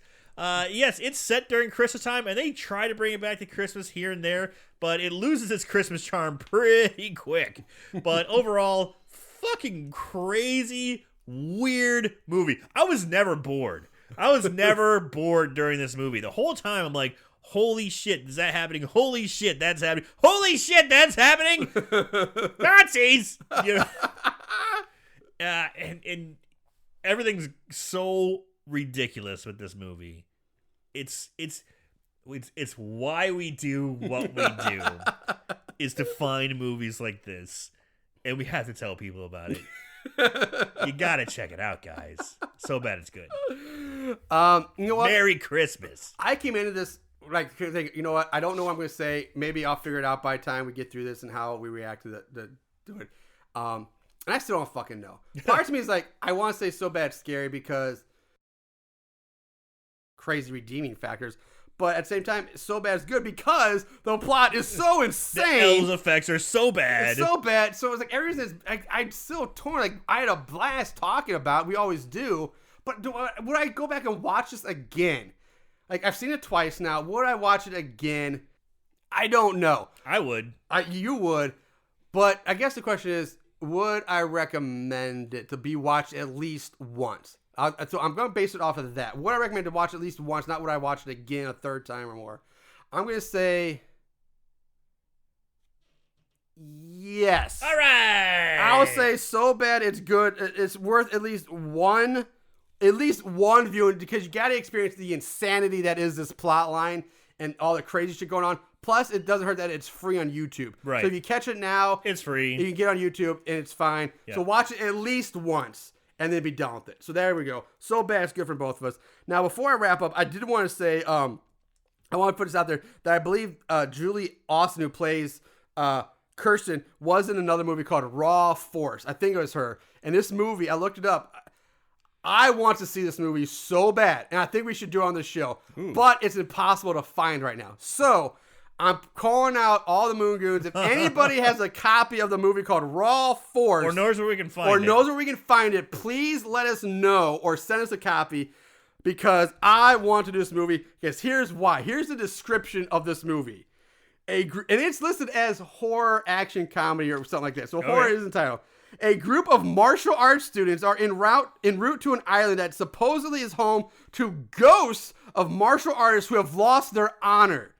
A Hitler lookalike and his gang are running a female slavery operation on the island as well. Soon the two groups meet and all sorts of crazy things happen, which include cannibal monks, piranhas, zombies, and more.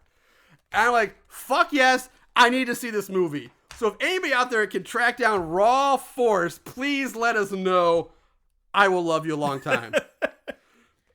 So that's that. Let's wrap it up. Next week we're actually doing a little something different. Next week, I believe we're doing a showdown, a face-to-face showdown between Black Christmas, the original, and the Black Christmas remake, because next week is Friday the 13th weekend, and they're releasing a third or a second remake of Black Christmas. So we're gonna do a Black Christmas showdown and compare the original remake to the actual original. Yeah, we haven't done this. We haven't done this since Bloody Valentine last year. Yeah. So that's next week. Look forward to that. In the meantime, guys, watch more horror movies. And remember to always keep it tight. And Merry Christmas.